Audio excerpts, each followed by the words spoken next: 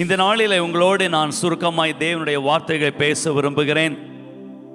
See the truth about your life beyond the facts around your life.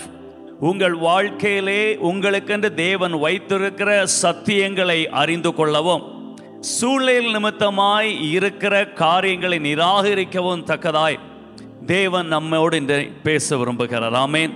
நம்முடைய சூழ்நிலைகள் நிமித்தமாய் நமக்கு சில சிந்தனைகளும் சில ಐಡಿಯಾಗಳು நமக்கும் இருக்கு. ನಮ್ಮ ಸನ್ನಿವೇಶಗಳ ನಿಮಿತ್ತವಾಗಿ ಕೆಲವು ಐಡಿಯಾಗಳು ನಮಗೆ ಇರುತ್ತವೆ. ஆனால் தேவன் நமக்கென்று வைத்திருக்கிற ஐடியா வித்தியாசமா இருக்கிறது. ಆದರೆ ದೇವರು ನಮಗಾಗಿ ಇಟ್ಟಿರುವಂತ ಐಡಿಯಾ ಅದು ವ್ಯತ್ಯಾಸವಾಗಿರುತ್ತದೆ. அதை குறித்து தேவன் உங்களோடு பேசும்படி இருக்கிறார். ಅದರ ಬಗ್ಗೆ ನಿಮ್ಮ ಬಗ್ಗೆ ಮಾತನಾಡುವಂತೆ ನಾನಿದ್ದೇನೆ. உங்களை குறித்து, ನಿಮ್ಮ ಬಗ್ಗೆ, உங்களுடைய வாழ்க்கையின் உண்மை நிலவரத்தை, உண்மையான திட்டங்களை குறித்து, ನಿಮ್ಮ ಜೀವನದ ನಿಜವಾದ ಸ್ಥಿತಿಗಳ ಬಗ್ಗೆ தேவன் மட்டுமே அறிந்திருக்கிறார். ದೇವರು ಮಾತ್ರ ತಿಳಿದಿದ್ದಾರೆ. உங்களை டிசைன் பண்ணினவர் ஆண்டவர். ನಿಮ್ಮನ್ನು ಡಿಸೈನ್ ಮಾಡಿದವರು ದೇವರು. உங்களை இந்த பூமியிலே தாயின் கருவிலே நீங்கள் உருவாக்கப்படும் போது, ನೀವು ನಿಮ್ಮ ತಾಯಿಯ ಗರ್ಭದಲ್ಲಿ ರೂಪಿಸಲ್ಪಡುವಾಗ, உங்களை ஆவியாக தேவன் அனுப்பி வைக்கும் போது, ನಿಮ್ಮನ್ನು ಆತ್ಮವಾಗಿ ದೇವರು ಕಳಿಸಿಕೊಡುವಾಗ, அந்த ஆவியாகிய உங்கள் மேல் சில திட்டங்களையும் பிளான்களையும் தேவன் வைத்திருக்கிறார்.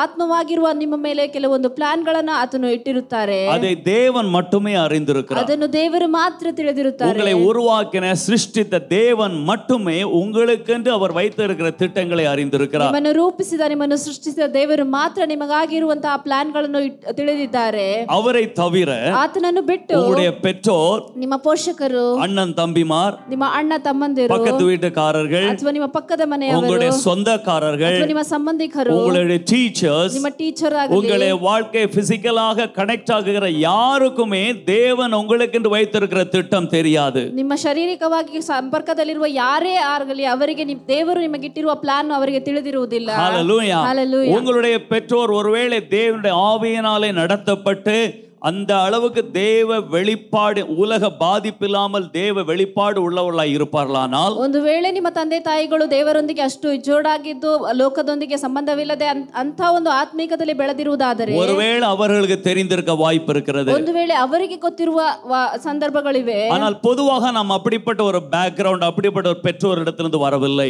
ಆದರೆ ನಾವು ಸಹಜವಾಗಿ ಅಂತ ಒಂದು ಬ್ಯಾಕ್ ಗ್ರೌಂಡ್ ಇರುವಂತ ಒಂದು ಪೋಷಕರ ಬಳಿಯಿಂದ ಬೆಳೆದಿರುವುದಿಲ್ಲ. சோ உங்களுடைய பெற்றோர், ನಿಮ್ಮ ಪೋಷಕರು, நீங்கள் பிறக்கும் போதே ನೀವು ಹುಟ್ಟುವಾಗಲೇ அவர்களுடைய சூழ்நிலையின் அடிப்படையிலே, ಅವರ ಸನ್ನಿವೇಶದ ಆಧಾರದಲ್ಲಿ, அன்றைக்கு இருக்கிற குடும்ப சூழ்நிலை, பண சூழ்நிலை, நோய் பிரச்சனை சூழ்நிலையின் அடிப்படையிலே, ಆವಾಗ ಇರುವಂತ ಅವರಿಗೆ ಹಣದ ಸಮಸ್ಯೆ ಆಗಲಿ, ರೋಗದಾಗಲಿ, ಅಂತ ಸಮಸ್ಯೆಗಳ ಆಧಾರದ ಮೇಲೆ, அதன் அடிப்படையில் உங்களை குறித்து சிந்திக்கிறார்கள், உங்களை குறித்து பேசுகிறார்கள். ಅದರ ಆಧಾರದಲ್ಲಿ ನಿಮ್ಮ ಬಗ್ಗೆ ಯೋಚಿಸುತ್ತಾರೆ, ನಿಮ್ಮ ಬಗ್ಗೆ ಅವರು ಎಲ್ಲವನ್ನು ತಿಳಿದಿರುತ್ತಾರೆ. சிறு வயதிலிருந்தே, ಚಿಕ್ಕ ವಯಸ್ಸಿನಿಂದಲೇ அந்த மனப்பக்குவத்திலே, கண்ணோட்டத்திலே உங்களோடு பேசி உங்கள் மனதை பக்குவப்படுத்தி அதன் அடிப்படையிலே நீங்கள் வளர்ந்து கொண்டே இருக்கிறீர்கள். ಅಂತ ಮನಸ್ಥಿತಿಯಲ್ಲಿ, ಅಂತ ಕಣ್ಣೋಟದಲ್ಲೇ ನಿಮ್ಮನ್ನು ನೋಡಿ ನಿಮ್ಮನ್ನು ಅದೇ ಆಧಾರದಲ್ಲಿ ನೀವು ಬೆಳೆಯುತ್ತಲೂ ಇರುತ್ತೀರಾ. அதனுடைய பாதிப்பிலேயே நாம் வளர்ந்து கொண்டிருக்கிறோம். ಅದರ ಒಂದು ಬಾಧೆಯ ಅಡಿಯಲ್ಲೇ ನೀವು ಬೆಳೆದಿರುತ್ತೀರಾ. ஏன் பாதிப்பு என்று சொல்லுகிறேன்? ಯಾಕೆ ಅದನ್ನು ಬಾಧೆ ಎಂದು ಹೇಳುತ್ತಿದ್ದೇನೆ? எப்போதுமே ಯಾವಾಗಲೂ தேவன் வைத்திருக்கிற அளவை விட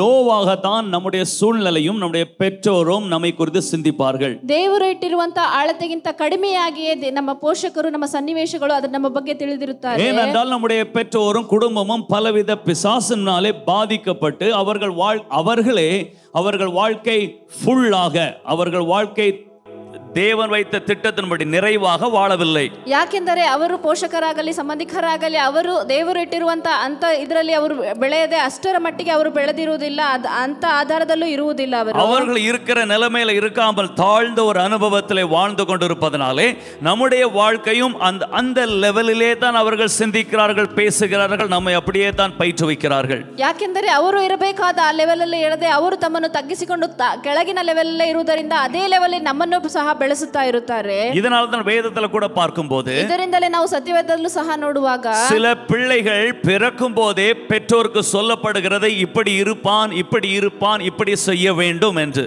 ಕೆಲವು ಮಕ್ಕಳು ಹುಟ್ಟುವಾಗಲೇ ಪೋಷಕರಿಗೆ ಹೇಳಲ್ಪಡುವುದು, ಹೀಗೆ ಇರುತ್ತಾನೆ, ಹೀಗೆ ಮಾಡುತ್ತಾನೆ, ಹೀಗೆಲ್ಲ ತಿಳಿದಿರಬೇಕು ಎಂದು. ஏனென்றால் அந்த பிள்ளைகளை ஒரு இன்ஸ்ட்ரக்ஷன் கொடுக்காமல் பெற்றோர் இருக்கிற சூழ்நிலையின் அடிப்படையிலே விட்டு கொடுப்பாரானால், ಯಾಕೆಂದರೆ ಒಂದು ಇನ್ಸ್ಟ್ರಕ್ಷನ್ ಕೊಡದೆ ಮಕ್ಕಳು ಇರುವಂತ ಸಂದರ್ಭಕ್ಕೆ ಅವರನ್ನು ಬಿಟ್ಟು ಕೊಡುವುದಾದರೆ சிறு வயதிலிருந்தே அந்த பிள்ளையை ஒரு நெகட்டிவ் இன்ஃப்ளூயன்ஸோடு சாதிக்க முடியாதபடி தன்னுடைய இருக்கிற சூழ்நிலையின் அடிப்படையிலே பாதிக்கப்பட்டவர்களாக மனமும் சிந்தனையும் பாதிக்கப்பட்டவர்களாகவே அந்த பிள்ளைகள் வளர ஆரம்பிப்பார்கள். ಯಾಕೆಂದರೆ ಅವರು ನೆಗೆಟಿವ್ ಆದ ಇನ್ಫ್ಲೂಯೆನ್ಸ್ ಅಲ್ಲಿ ಅವರು ಬೆಳೆಯುತ್ತಾ ಬಂದು ಬಾಧೆ ಹೊಂದಿದವರಾಗಿ ಅವರು ಹುಟ್ಟಿದಾಗಿಂದಲೇ ಬೆಳೆಯುತ್ತಾ ಬರುತ್ತಾರೆ. இது வேதத்திலிருந்து மட்டுமல்ல, ಇದು ಸತ್ಯವೇದದಿಂದ ಮಾತ್ರವಲ್ಲ, அனுபவத்திலிருந்து நான் உங்களுக்கு சொல்லுகிறேன். ಅನುಭವದಿಂದ ನಿಮಗೆ ಇದನ್ನು ಹೇಳುತ್ತಿದ್ದೇನೆ. பலருடைய அநேகருக்கு அசுத்த ஆவியின் பாதிப்பிலிருந்து அவர்களை விடுதலை ஆக்கும் போது தேவனுடைய பலத்தினாலே ಅನೇಕರನ್ನು ಅಶುದ್ಧಾತ್ಮಗಳ ಕೈಯಿಂದ ಅವರನ್ನು ದೇವರ ಬಲದಿಂದ ಅವರನ್ನು ಬಿಡುಗಡೆ ಮಾಡುವಾಗ ಅದೇ ಅಟ್ಲೀಸ್ಟ್ ஒரு 5-6 பேர் இந்த கடந்த 2 வருஷத்துல சொல்ல முடியும். ಈ ಕಳೆದ 2 ವರ್ಷಗಳಲ್ಲಿ ಒಂದು 5-6 ಜನಗಳನ್ನ ನಾನು ನೋಡಿದ್ದೇನೆ. அந்த அசுத்த ஆவி அவர்கள் வாழ்க்கையில வந்து சிறு வயதிலிருந்து அவர்கள் வாழ்க்கையை கெடுத்து அழித்து குட்டி சுவராக்கி இவர்கள் வளர வேண்டிய அனுபவத்திலே ஒரு 10% கூட வளர முடியாமல் அவளை அடக்கி வைத்திருக்கிறது. ಆ ಅಶುದ್ಧ ಆತ್ಮಗಳು ಇವರನ್ನು ಕೆಡಿಸಿ ನಾಶ ಮಾಡಿ ಇವರು ಬೆಳೆಯದಂತೆ ಅವರು ಒಂದು 10 ಶತಮಾನದಷ್ಟು ಸಹ ಅವರು ಬೆಳೆಯದಂತೆ ಅವರನ್ನು ಕುಗ್ಗಿಸಿಟ್ಟಿರುತ್ತದೆ. அப்போது எப்போது நீ உள்ள நுழைந்தாய் அசுத்த பிசாசே, நீ எப்போ உள்ள நுழைந்தாய், எப்போதிலிருந்து இவர்கள் வாழ்க்கையை பாதிக்க ஆரம்பித்தாய் என்று கேட்கும்போது ಆಗ ಸೈತಾನನನ್ನು ನೀನು ಯಾವಾಗ ಇದರೊಳಗೆ ಒಳಗೆ ನುಗ್ಗಿದೆ, ಯಾವಾಗನಿಂದ ಇವನನ್ನು ಬಾಧೆಗೊಳಗಾಗಿ ಮಾಡಿದೆ ಎಂದು ಆ ಸೈತಾನನ ಬಳಿ ನಾನು ಕೇಳುವಾಗ ಅದು சொல்லும் பிள்ளை பிறந்த உடனே, ಅದು ಹೇಳುತ್ತದೆ ಮಗು ಹುಟ್ಟಿದ ತಕ್ಷಣ, பிறந்த உடனே அம்மா அப்பா பார்த்து இப்படி சொன்னாங்க, ಹುಟ್ಟಿದ ತಕ್ಷಣ ಅಮ್ಮ ಅಪ್ಪ ನೋಡಿ ಹೀಗೆ ಹೇಳಿದರು, ಓ ಇದು பெண்ணா, ಓ ಇದು ಹೆಣ್ಣಾ, ಓ இவன் இப்படி இருப்பானா, ಓ ಇವನು ಹೀಗೆ ಇರುತ್ತಾನಾ, இந்த நேரத்துல பிறந்தானா, ಈ ಸಮಯದಲ್ಲಿ ಹುಟ್ಟಿದನಾ, இவன் பிறந்த உடனே எங்க அப்பா செத்துட்டாரே, ಇವನು ಹುಟ್ಟಿದ ತಕ್ಷಣ ನನ್ನ ಅಪ್ಪ ಸತ್ತು ಹೋದ, இவன் பிறந்ததுல இருந்து எனக்கு பண பிரச்சனை வந்தது, ಇವನು ಹುಟ್ಟಿದನಿಂದ ನನಗೆ ಹಣದ ಸಮಸ್ಯೆ ಬಂದಿದೆ அப்படி என்று சொல்லி அவர்கள் பிள்ளைகள் மேலே நெகட்டிவாக சாபமான வார்த்தைகளை பேசின உடனே அந்த அசுத்த ஆவி இந்த பிள்ளைகளுக்குள்ள புகுந்தது. ಹೀಗಂತ ಅವರು ನೆಗೆಟಿವ್ ಆಗಿ ಅಬದ್ಧವಾದ ಒಂದು ಮಾತುಗಳನ್ನು ಮಕ್ಕಳ ಮೇಲೆ ಆಡುವಾಗ ಆ ನೆಗೆಟಿವಿಟಿ ಅವರ ಮಗುವಿನ ಒಳಗೆ ನುಗ್ಗುತ್ತದೆ. அந்த பிள்ளைக்கு ஒண்ணுமே புரியாது, அப்ப அறிவில்லை, புரிந்து கொள்ளவில்லை, ஞாபகம் இல்லை. ಆ ಮಗುಗೆ ಏನೂ ಗೊತ್ತಿರಲಿಲ್ಲ, ತಿಳುವಳಿಕೆ ಇಲ್ಲ, ಜ್ಞಾಪಕನೂ ಇರುವುದಿಲ್ಲ ಅದಕ್ಕೆ. ஆனால் அந்த பாதிப்பு வாழ்நாள் முழுவதும் 30-40 ವಯಸ್ಸಿல நம்மை சந்திக்கும் வரை அந்த பாதிப்பு வாழ்க்கையில் இருந்து கொண்டே இருக்கிறது. ಆದರೆ ಆ ಬಾಧೆ ಅದು 30-40 ವರ್ಷಗಳ ನಮ್ಮನ್ನು ಸಂಧಿಸುವವರೆಗೂ ಆ ಬಾಧೆ ಅವರಲ್ಲಿ ಅವರ ಬಳಿಯೇ ಇರುತ್ತದೆ. ಅದು மட்டுமல்ல, ಅದು ಮಾತ್ರವಲ್ಲ, நாம் பிறந்து வளர்ந்து வரும்போது ನಾವು ಹುಟ್ಟಿ ಬೆಳೆದು ಬರುವಾಗ சூழ்நிலைகளை பார்க்கிறோம், ನಮ್ಮ ಸನ್ನಿವೇಶಗಳನ್ನು ನೋಡುತ್ತೇವೆ, பெற்றோருடைய நோய் கஷ்டங்களை பார்க்கிறோம், ಪೋಷಕರ ನೋವು ಕಷ್ಟಗಳನ್ನು ನೋಡಿರುತ್ತೇವೆ, அவர்கள் சண்டை பிடிப்பதை பார்க்கிறோம், ಅವರು ಜಗಳ ಆಡುವುದನ್ನು ನೋಡಿರುತ್ತೇವೆ, அவர்கள் பண பிரச்சனையை பார்க்கிறோம், ಅವರ ಹಣದ ಸಮಸ್ಯೆಯನ್ನು ನೋಡಿರುತ್ತೇವೆ, அவர்கள் இந்த புலம்புவதை எல்லாம் கேட்கிறோம், ಅವರು ಗೊಣಗುವುದೆಲ್ಲವನ್ನು ಕೇಳಿರುತ್ತೇವೆ. இதை கேட்க கேட்க ಇದನ್ನು ಕೇಳುತ್ತಾ நம்முடைய மனதிலே பாதிப்பு உண்டாகிறது, ನಮ್ಮ ಮನಸ್ಸಿನಲ್ಲಿ ಸಹ ಬಾಧೆ ಉಂಟಾಗುತ್ತದೆ. நம்முடைய கனவுகள் எல்லாம் நிறைவேறாது என்று சொல்லி நாமாகவே அதை மட்டுப்படுத்தி அதை குறைக்க ஆரம்பிக்கிறோம். ನಮ್ಮ ಕನಸುಗಳೆಲ್ಲ ನೆರವೇರುವುದಿಲ್ಲ ಅಂದುಕೊಂಡು ನಾವಾಗೇ ಅದನ್ನು ತಗ್ಗಿಸಿಕೊಳ್ಳುತ್ತಾ ಹೋಗುತ್ತೇವೆ. சோ முடிவாக நம்முடைய சூழ்நிலையின் அடிப்படையிலேயே நம்முடைய எதிர்காலத்தை நம்முடைய நாம் செய்ய வேண்டியதை நம்முடைய சூழ்நிலையின் அடிப்படையிலே தான் நாம் டிசைன் பண்ணிக்கொண்டே இருக்கிறோம். ನಾವು ಮಾಡಬೇಕಾದದ್ದನ್ನು ಅಥವಾ ನಮ್ಮ ಭವಿಷ್ಯವನ್ನು ನಾವು ಸನ್ನಿವೇಶದ ಆಧಾರದಲ್ಲೇ ನಾವು ಅದನ್ನು ಡಿಸೈಡ್ ಮಾಡಿಕೊಳ್ಳುತ್ತಾ ಇರುತ್ತೇವೆ. இதற்கு வேதத்தில் என்ன பெயர் சொல்லப்படுகிறது என்று சொன்னால், ಇದಕ್ಕೆ ಸತ್ಯವೇದದಲ್ಲಿ ಏನು ಹೆಸರು ಹೇಳಲ್ಪಟ್ಟಿದೆ ಎಂದರೆ ரெபெலியன் என்று இங்கிலீஷ்ல சொல்லப்படுகிறது. ಇಂಗ್ಲಿಷ್ ಅಲ್ಲಿ ರೆಬೆಲಿಯನ್ ಎಂದು ಹೇಳಲ್ಪಟ್ಟಿದೆ. அவர்கள் மாறுபாடு உள்ளவர்கள், ಅವರು ಮಾರ್ಪಾಡುಳ್ಳವರು, எதிர்த்து நிற்கிறவர்கள், ಎದುರಿಸಿ ನಿಲ್ಲುವವರು. உங்களுக்கு நீங்க யோசிக்கலாம், என்ன மாறுபாடு, இது எப்படி மாறுபாடு என்று சொல்லலாம் என்று சொல்லி. ಇದನ್ನು ಹೇಗೆ ಮಾರ್ಪಾಡುಳ್ಳವರು ಎಂದು ಹೇಳಬಹುದು ಎಂದು ನೀವು ಅಂದುಕೊಳ್ಳಬಹುದು. மாறுபாடு எதிர்த்து நிற்கிறல் என்றால், ಮಾರ್ಪಾಡು ಅಥವಾ ಎದುರಿಸಿ ನಿಲ್ಲುವವರು ಎಂದರೆ தேவன் நமக்கென்று வைத்திருக்கிறதை, ದೇವರು ನಮಗಾಗಿ ಇಟ್ಟಿರುವುದನ್ನ அதை அங்கீகரிக்காமல், ಅದನ್ನು ಅಂಗೀಕರಿಸದೆ, அதை விசுவாசிக்காமல், ಅದನ್ನು ನಂಬದೆ, நம்முடைய சூழ்நிலையின் அடிப்படையில் இவ்வளவுதான் முடியும், இதுதான் என் வாழ்க்கை என்று சொல்லி நாம் சொல்லுகிறோம் பாருங்க, அதற்கு பேரு மாறுபாடு, எதிர்த்து நிற்பது என்ற அர்த்தம். ನಮ್ಮ ಸನ್ನಿವೇಶಕ್ಕೆ ನೋಡಿಕೊಂಡು ನಾವು ಇಷ್ಟೇ ನಮಗಿರುವುದು ಇಷ್ಟೇ, ಇದಕ್ಕಿಂತ ಹೆಚ್ಚಾಗಿ ಏನು ಇಲ್ಲ ಎಂದು ಅಂದುಕೊಳ್ಳುತ್ತೇವಲ್ಲ, ಅದೇ ನಾವು ಎದುರಿಸಿ ನಿಲ್ಲುವುದು ಎಂದು. நீங்க சொல்லலாம், நான் என்ன பண்றது, சூழ்நிலை நிமித்தமா தானே அப்படி யோசிச்சேன், சூழ்நிலை நிமித்தமா தான் அப்படி பேசினேன் என்று சொல்லலாம். ನೀವು ಅಂದುಕೊಳ್ಳಬಹುದು, ನಾನೇನು ಮಾಡಲಿ, ನನ್ನ ಸಂದರ್ಭವನ್ನು ನನ್ನ ಸನ್ನಿವೇಶವನ್ನು ನೋಡಿಯೇ ನಾನು ಹಾಗೆ ಮಾತನಾಡಿದೆ ಎಂದು ಅಂದುಕೊಳ್ಳಬಹುದು. பிசாசுடைய வேலை அதுதான். ಸೈತಾನನ ಕೆಲಸ ಅದೇ. அவனால் உங்களை டைரக்ட் ஆಗಿ பாதிக்க முடியாது, ಆತನಿಂದ ನಿಮ್ಮನ್ನು ಡೈರೆಕ್ಟ್ ಆಗಿ ಬಾಧೆಗೊಳಗಾಗುವಂತೆ ಮಾಡುವುದಕ್ಕೆ. ஆனால் சூழ்நிலைகளை சாதகம் இல்லாமல் எதிர்மறையாக காண்பித்து, ಆದರೆ ನಿಮ್ಮ ಸನ್ನಿವೇಶಗಳನ್ನು ತದ್ವಿರುದ್ಧವಾಗಿ ತೋರಿಸಿ, நாம் நம்முடைய சூழ்நிலையை அங்கீகரித்து, ನಾವು ನಮ್ಮ ಸನ್ನಿವೇಶವನ್ನು ಅಂಗೀಕರಿಸಿ, இவ்வளவுதான் ಇಷ್ಟೇ வாழ்க்கை, இப்படிதான் ಜೀವನ, ಹೀಗೆ ஏதோ ஒன்றும் செய்ய முடியாது ಏನು ಮಾಡಲು என்று ಸಾಧ್ಯವಿಲ್ಲ நாம் அதை நம்பும் போது, ಹೀಗೆ ಅದನ್ನು ನಾವು ನಂಬುವಾಗ, நாம் அதை அங்கீகரிக்கும் போது, ಅದನ್ನು ಅಂಗೀಕರಿಸುವಾಗ, நாம் அதை குறித்து பேசவும் அதை அறிக்கை செய்யவும் ஆரம்பிக்கும் போது, ನಾವು ಅದರ ಬಗ್ಗೆ ಮಾತನಾಡಲು ಮತ್ತು ಹರಿಕೆ ಮಾಡಲು ಆರಂಭಿಸಿದಾಗ, நாம் அதை நம்முடைய வாழ்க்கையை அதற்கு அதை போல டிசைன் பண்ணப்படுகிறோம். ನಮ್ಮ ಜೀವನವನ್ನು ಅದಕ್ಕೆ ತಕ್ಕ ಹಾಗೆ ನಾವು ಡಿಸೈನ್ ಮಾಡುತ್ತಾ ಹೋಗುತ್ತೇವೆ. தேவனால் நம்முடைய வாழ்க்கையை குறுக்கிட்டு ஒண்ணும் பண்ண முடியாது. ದೇವರಲ್ಲಿ ನಮ್ಮ ಜೀವನದಲ್ಲಿ ಒಳಗೆ ನುಗ್ಗಿ ಏನು ಮಾಡಲು ಸಾಧ್ಯವಾಗದೆ ಹೋಗುತ್ತದೆ. ஏனென்றால் நாம் தான் இதை அங்கீகரித்துக் கொண்டே இருக்கிறோமே. ಯಾಕೆಂದರೆ ನಾವು ಇದನ್ನು ಅಂಗೀಕರಿಸುತ್ತಲೇ ಇದ್ದೇವಲ್ಲ. நம்முடைய ஜெபமும், ನಮ್ಮ ಪ್ರಾರ್ಥನೆಯು, அறிக்கையும், ನಮ್ಮ ಹರಿಕೆಗಳು, விசுவாசமும், ನಮ್ಮ ನಂಬಿಕೆಯು, வேதத்தை படிக்கும் போது அதை புரிந்து கொள்ளுகிற அனுபவம் அப்படிதான் இருக்கு. ಸತ್ಯವೇದವನ್ನು ಓದುವಾಗ ಅದನ್ನು ಅರ್ಥ ಮಾಡಿಕೊಳ್ಳುವಂತದ್ದು ಹಾಗೆಯೇ ಇರುತ್ತದೆ. தாவீது கோலியாத்தை கதையை எத்தனையோ கோணத்துல நான் உங்களுக்கு பிரசங்கம் பண்ணிக்கிட்டே இருக்கிறேன். ದಾವೀದ ಗೋಲಿಯಾತನ ಕಥೆಯನ್ನು ನಾನು ಎಷ್ಟೋ ಆಂಗಲ್ ಅಲ್ಲಿ ನಾನು ನಿಮಗೆ ಅದನ್ನು ಹೇಳಿಕೊಟ್ಟುತ್ತಲೇ ಬಂದಿದ್ದೇನೆ. ஆனால் இதில் நான் உங்களுக்கு சொன்ன விசுவாச கோணம் எல்லா கோணத்தையும் தவிர்த்து இன்னொரு தோல்வியான ஒரு கோணத்தை, ஒரு நெகட்டிவான கோணத்தை நாம் ஏற்றி நாம் அதை தான் அங்கீகரித்துக் கொண்டே இருப்போம். ಆದರೆ ನಾನು ಹೇಳಿಕೊಟ್ಟಂತ ಎಲ್ಲಾ ಕೋನಗಳನ್ನು ಬಿಟ್ಟು ಇನ್ನೊಂದು ಅದಕ್ಕೆ ವಿರುದ್ಧವಾದ ಒಂದು ಕೋನದಲ್ಲಿ, ನೆಗೆಟಿವ್ ಆದ ಒಂದು ಕೋನದಲ್ಲಿ ನಾವು ಅದನ್ನು ಯೋಚನೆ ಮಾಡುತ್ತಾ ಇರುತ್ತೇವೆ. ஏனென்றால் உங்களுடைய மனம் அப்படி பாதிக்கப்பட்டிருக்கிறது. ಯಾಕೆಂದರೆ ನಿಮ್ಮ ಮನಸ್ಸು ಹಾಗೆ ಬಾಧೆಗೊಳಗಾಗಿದೆ. உங்களுடைய உணர்ச்சிகள் ನಿಮ್ಮ ಭಾವನೆಗಳು சிறு வயதிலிருந்தே ಚಿಕ್ಕ ವಯಸ್ಸಿನಿಂದ பாதிக்கப்பட்டதாகவே, ಬಾಧೆಗೊಳಗಾಗಿಯೇ செய்ய முடியாது, ಮಾಡಲು ಸಾಧ್ಯ, எல்லாமே நஷ்டமா தான் போவோம், ಎಲ್ಲವೂ ನಷ್ಟವಾಗಿ நான் தொட்ட ಹೋಗುತ್ತದೆ, எதுவும் உருப்படாது, ನಾನು ಮಾಡಿದ್ರೆ ಯಾವುದು ಸರಿಯಾಗುವುದಿಲ್ಲ, நான் வளர முடியாது, ನಾನು ಬೆಳೆಯಲು ಸಾಧ್ಯವಿಲ್ಲ, நோய் வரதான் செய்யும், ರೋಗ ಬರುತ್ತಾನೆ ಇರುತ್ತದೆ, மாசத்துக்கு ஹாஸ்பிடல் போய் தான் ஆக வேண்டும், ಒಮ್ಮೆ ಹಾಸ್ಪಿಟಲ್ಗೆ ಹೋಗಲೇಬೇಕು. இப்படி ஒரு மனப்பக்குவத்தினாலே பாதிக்கப்பட்டிருக்கிறதுனாலே, ಇಂಥ ಒಂದು ಮನಸ್ಥಿತಿಯಲ್ಲಿ ನೀವು ಬಾಧೆಗೊಳಗಾಗಿರುವುದರಿಂದ,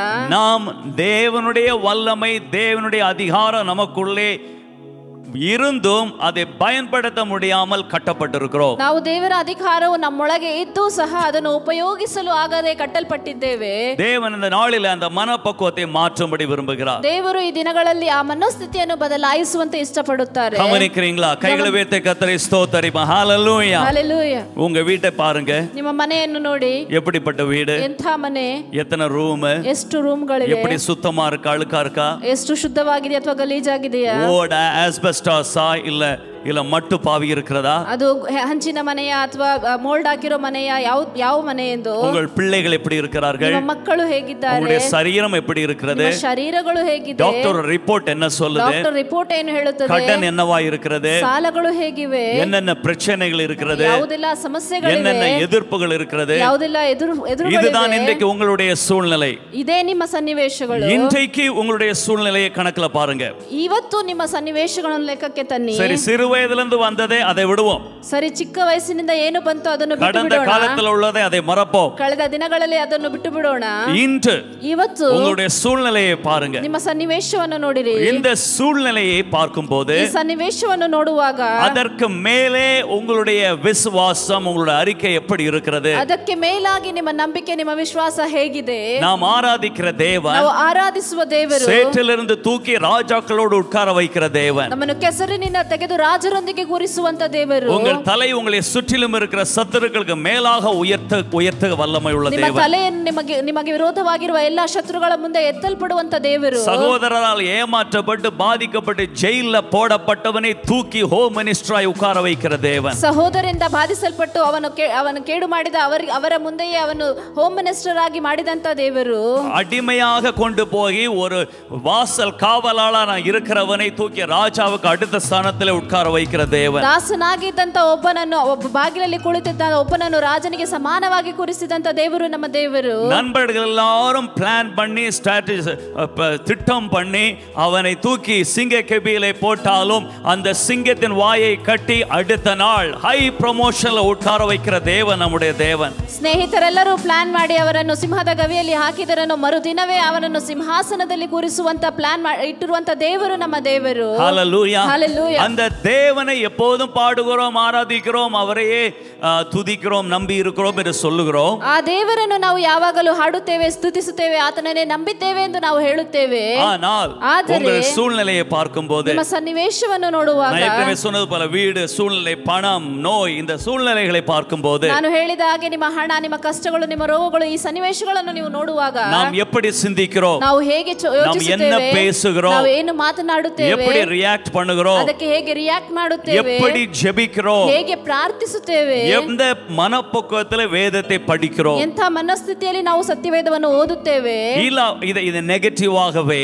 ಅಲ್ಲ ಅಥವಾ ಅದನ್ನು ನೆಗೆಟಿವ್ ಆಗಿಯೇ சூழ்நிலையே அங்கீகரித்து, ಸನ್ನಿವೇಶವನ್ನು ಅಂಗೀಕರಿಸಿಕೊಂಡು, சூழ்நிலைகளையே நம்பி அதையே பேசி, ಸನ್ನಿವೇಶಗಳನ್ನು ನಂಬಿ ಅದರ ಬಗ್ಗೆ ಮಾತನಾಡಿ, கர்த்தர் செய்கிற அற்புதத்தை நம்ப முடியாமல் இருப்போமானால், ಕರ್ತರು ಮಾಡಿದಂತ ಅದ್ಭುತಗಳನ್ನು ನಂಬದೇ ಹೋದರೆ அது மாறுபாடு உள்ள இருதயம், ಅದು ಎದುರು ಇರುವಂತ ಒಂದು ಹೃದಯ, எதிர்மறையான இருதயம், ಅದು ಎದುರಾಗಿರುವಂತ ಒಂದು ಹೃದಯ, rebellious heart. ಅದು ಎದುರಾಗಿರುವಂತ ಒಂದು ಹೃದಯ. அப்படிப்பட்ட ஒரு மனுஷன் மூலமாய், மனுஷி மூலமாய் தேவன் தம்முடைய வல்லமையை விளங்க பண்ண முடியாது என்று வேதத்தில் படிக்கிறோம். ಅಂತ ಒಂದು ಮನುಷ್ಯ ಮೂಲಕವಾಗಿ ದೇವರು ತಮ್ಮ ಶಕ್ತಿಯನ್ನು ಪ್ರದರ್ಶಿಸಲು ಸಾಧ್ಯವಿಲ್ಲ ಎಂದು ನಾವು ಓದುತ್ತೇವೆ. நான் சொல்லுது உங்களுக்கு புரியுதுன்னு நினைக்கிறேன். ஆமென், ஹalleluya. ஹalleluya. பாருங்கள், ನೋಡಿರಿ, ஓசூர்ல ஊழியம் நான் செய்து கொண்டிருக்கும் போது, ಹೊಸೂರಲ್ಲಿ ನಾನು ಸೇವೆ ಮಾಡುತ್ತಿದ್ದಾಗ ஒரு தார் ஷீட்டுக்கு கீழே தான் ஆராதனையை நடத்தி கொண்டிருந்தோம். ಒಂದು ತಾರ್ ಶೀಟ್ ನ ಕೆಳಗೆ ನಾವು ಆರಾಧನೆಯನ್ನು ಮಾಡುತ್ತಿದ್ದೆವು. வீட்டுக்கு மேல ನಮ್ಮ ಮನೆಯ ಮೇಲೆ கொஞ்சம் மரத்தை வைத்து தார் ஷீட் தான் கூரை போட்டிருந்தோம். ಕೆಲವು ಮರಗಳನ್ನು ನೆಟ್ಟು ಅದನ್ನು ತಾರ್ ಶೀಟ್ ಹಾಕಿ ಅಲ್ಲಿ ನಾವು ಆರಾಧಿಸುತ್ತಿದ್ದೆವು. சைடுலும் தார் ஷீட் தான், ஃபுல்லா மேலேயும் தார் ஷீட், சைடுலயும் தார் ஷீட் தான். ಅದು ಸೈಡಲ್ಲೂ ಸಹ ತಾರ್ ಶೀಟ್ ಮತ್ತು ಮೇಲೆ ಸಹ ತಾರ್ ಶೀಟ್. ஊழியத்துக்கு வருவதுக்கு முன்னால வர நான் செழிப்பா இருந்தேன். ಸೇವೆಗೆ ಬರುವುದಕ್ಕಿಂತ ಮುಂಚೆ ನಾನು ಚೆನ್ನಾಗಿದ್ದೆ.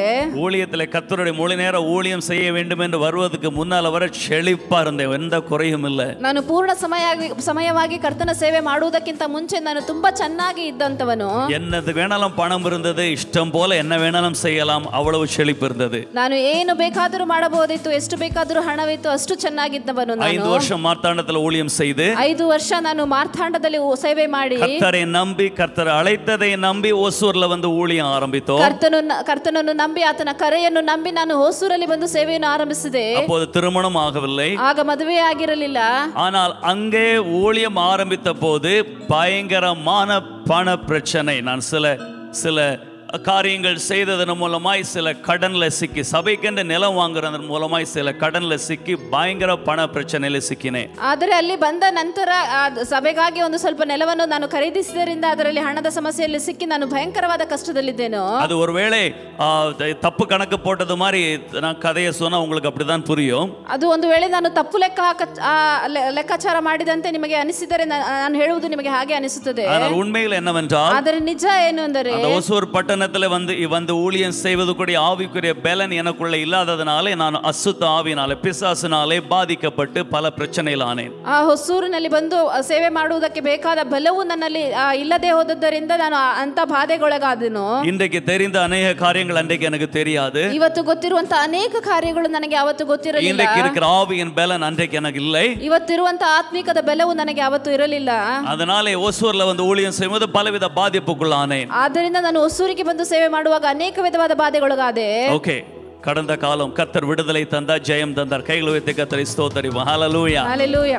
ஓகே, சோ இப்போ இருப்பது ஒரு தார் ஷீட், மேலேயும் தார் ஷீட், சைட்லயும் தார் ஷீட். அப்படி ஒரு ஒரு ஒரு ஒரு காமெடியான ஒரு சிச்சுவேஷன்ல இருந்தேன். ನಾನು ಇದ್ದಂತದ್ದು ಆ ಸ್ಥಳವು ಒಂದು ಮೇಲೆಯೂ ತಾರ್ ಶೀಟ್, ಸೈಡಲ್ಲೂ ಒಂದು ತಾರ್ ಶೀಟ್ ಅಂತ ಒಂದು ಸ್ಥಳದಲ್ಲಿ ಇದ್ದೆನು. அப்போது என் கூட நிறைய காலேஜ் ஸ்டூடண்ட்ஸ் இருப்பாங்க.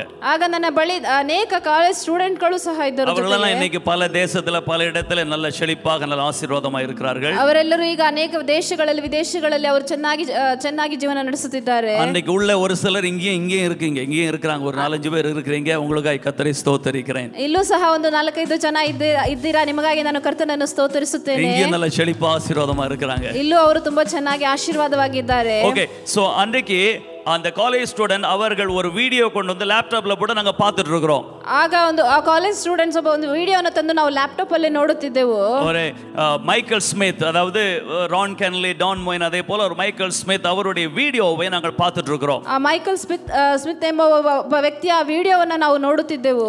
வீட்டுக்கு மேல மாடியில சர்ச்சில் உட்கார்ந்து பார்த்துட்டு இருக்கிறோம். ಮನೆಯ ಮೇಲೆ ಮಹಡಿಯಲ್ಲಿ ಚರ್ಚಿನಲ್ಲಿ ಕೂತು ನೋಡುತ್ತಿದ್ದೆವು. அதை பார்த்து பார்த்து நான் உணர்ச்சி வசப்பட்டு நான் இப்படிதான் நமக்கு இருக்கணும், இப்படிதான் கான்சர்ட் செய்யணும், இப்படிதான் லைட்டிங் வேணும், இப்படிதான் சவுண்ட்ஸ் வேணும், பாருங்க யூனிஃபார்மா பாரு, பாரு அவங்க ட்ரெஸ்ஸை பாருன்னு சொல்லி உணர்ச்சி வசப்பட்டு இப்படிதான் நம்ம பண்ணணும் அப்படின்னு சொல்லிக்கிட்டே இருக்கேன். ಅದನ್ನು ನೋಡಿ ನೋಡಿ ನಾನು ಹೀಗೆ ನಾವು ಸಹ ಆರಾಧಿಸಬೇಕು, ಹೀಗೆ ಲೈಟಿಂಗ್ಸ್ ಎಲ್ಲ ಇರಬೇಕು, ಹೀಗೆ ಸೌಂಡ್ ಸಿಸ್ಟಮ್ ಎಲ್ಲ ಇರಬೇಕು, ಅವರ ಯೂನಿಫಾರ್ಮ್ಗಳನ್ನು ನೋಡಿ ಹೀಗೆ ಇರಬೇಕು ಅಂತ ನಾನು ತುಂಬಾ ಉತ್ಸಾಹದಿಂದ ಹೇಳುತ್ತಿದ್ದೆನು. நம்முடைய சபை இப்படி இருக்கும், ನಮ್ಮ ಸಭೆ ಹೇಗಿರ್ತದೆ, ನಾವು இப்படி எல்லாம் பண்ணுவோம், ಹೀಗೆಲ್ಲ ಮಾಡುತ್ತೇವೆ ನಾವು. அப்படியே நான் சூழ்நிலையை மறந்து உணர்ச்சி வசப்பட்டு பேசிக்கிட்டு இருக்கிறேன். ಹೀಗೆಲ್ಲ ನಾನು ಸನ್ನಿವೇಶವನ್ನ ಮರೆತು ನಾನು ಉತ್ಸಾಹದಿಂದ ವಾಕ್ಯಗಳನ್ನು ಮಾತನಾಡುತ್ತಿದ್ದೆನು. அப்ப அதுல கிறிஸ்டின் ஒருத்தர் இருந்தான். ಆದ್ರೆ ಅಲ್ಲಿ ಕ್ರಿಸ್ಟಿ ಅಂತ ಒಬ್ಬನಿದ್ದನು. அவன் என்ன தட்டி பாஸ்டர் முதல்ல சுவரை கட்டுவோம் பாஸ்டர். ಅವನು ನನ್ನನ್ನು ಹೀಗೆ ತಟ್ಟಿ ಎಬ್ಬಿಸಿ, ಪಾಸ್ಟರ್ ಮೊದಲು ನಾವು ಗೋಡೆಯನ್ನ ಕಟ್ಟೋಣ ಪಾಸ್ಟರ್ ಎಂದ. அப்பதான் ஒரு நிமிஷம் ஷாக் ஆகி, ஓ இங்க தான் இருக்கிறானோ நான் இன்னும் அப்படின்னு சொல்லி ஒரு ரியாலிட்டிக்குள்ள வரேன் நான். ಆಗಲೇ ನಾನು ಒಂದು ನಿಮಿಷ ನಾನು ಇನ್ನೂ ಇಲ್ಲೇ ಇದ್ದೇನಾ ಅಂತ ಒಂದು ರಿಯಾಲಿಟಿಗೆ ಬಂದೆವು.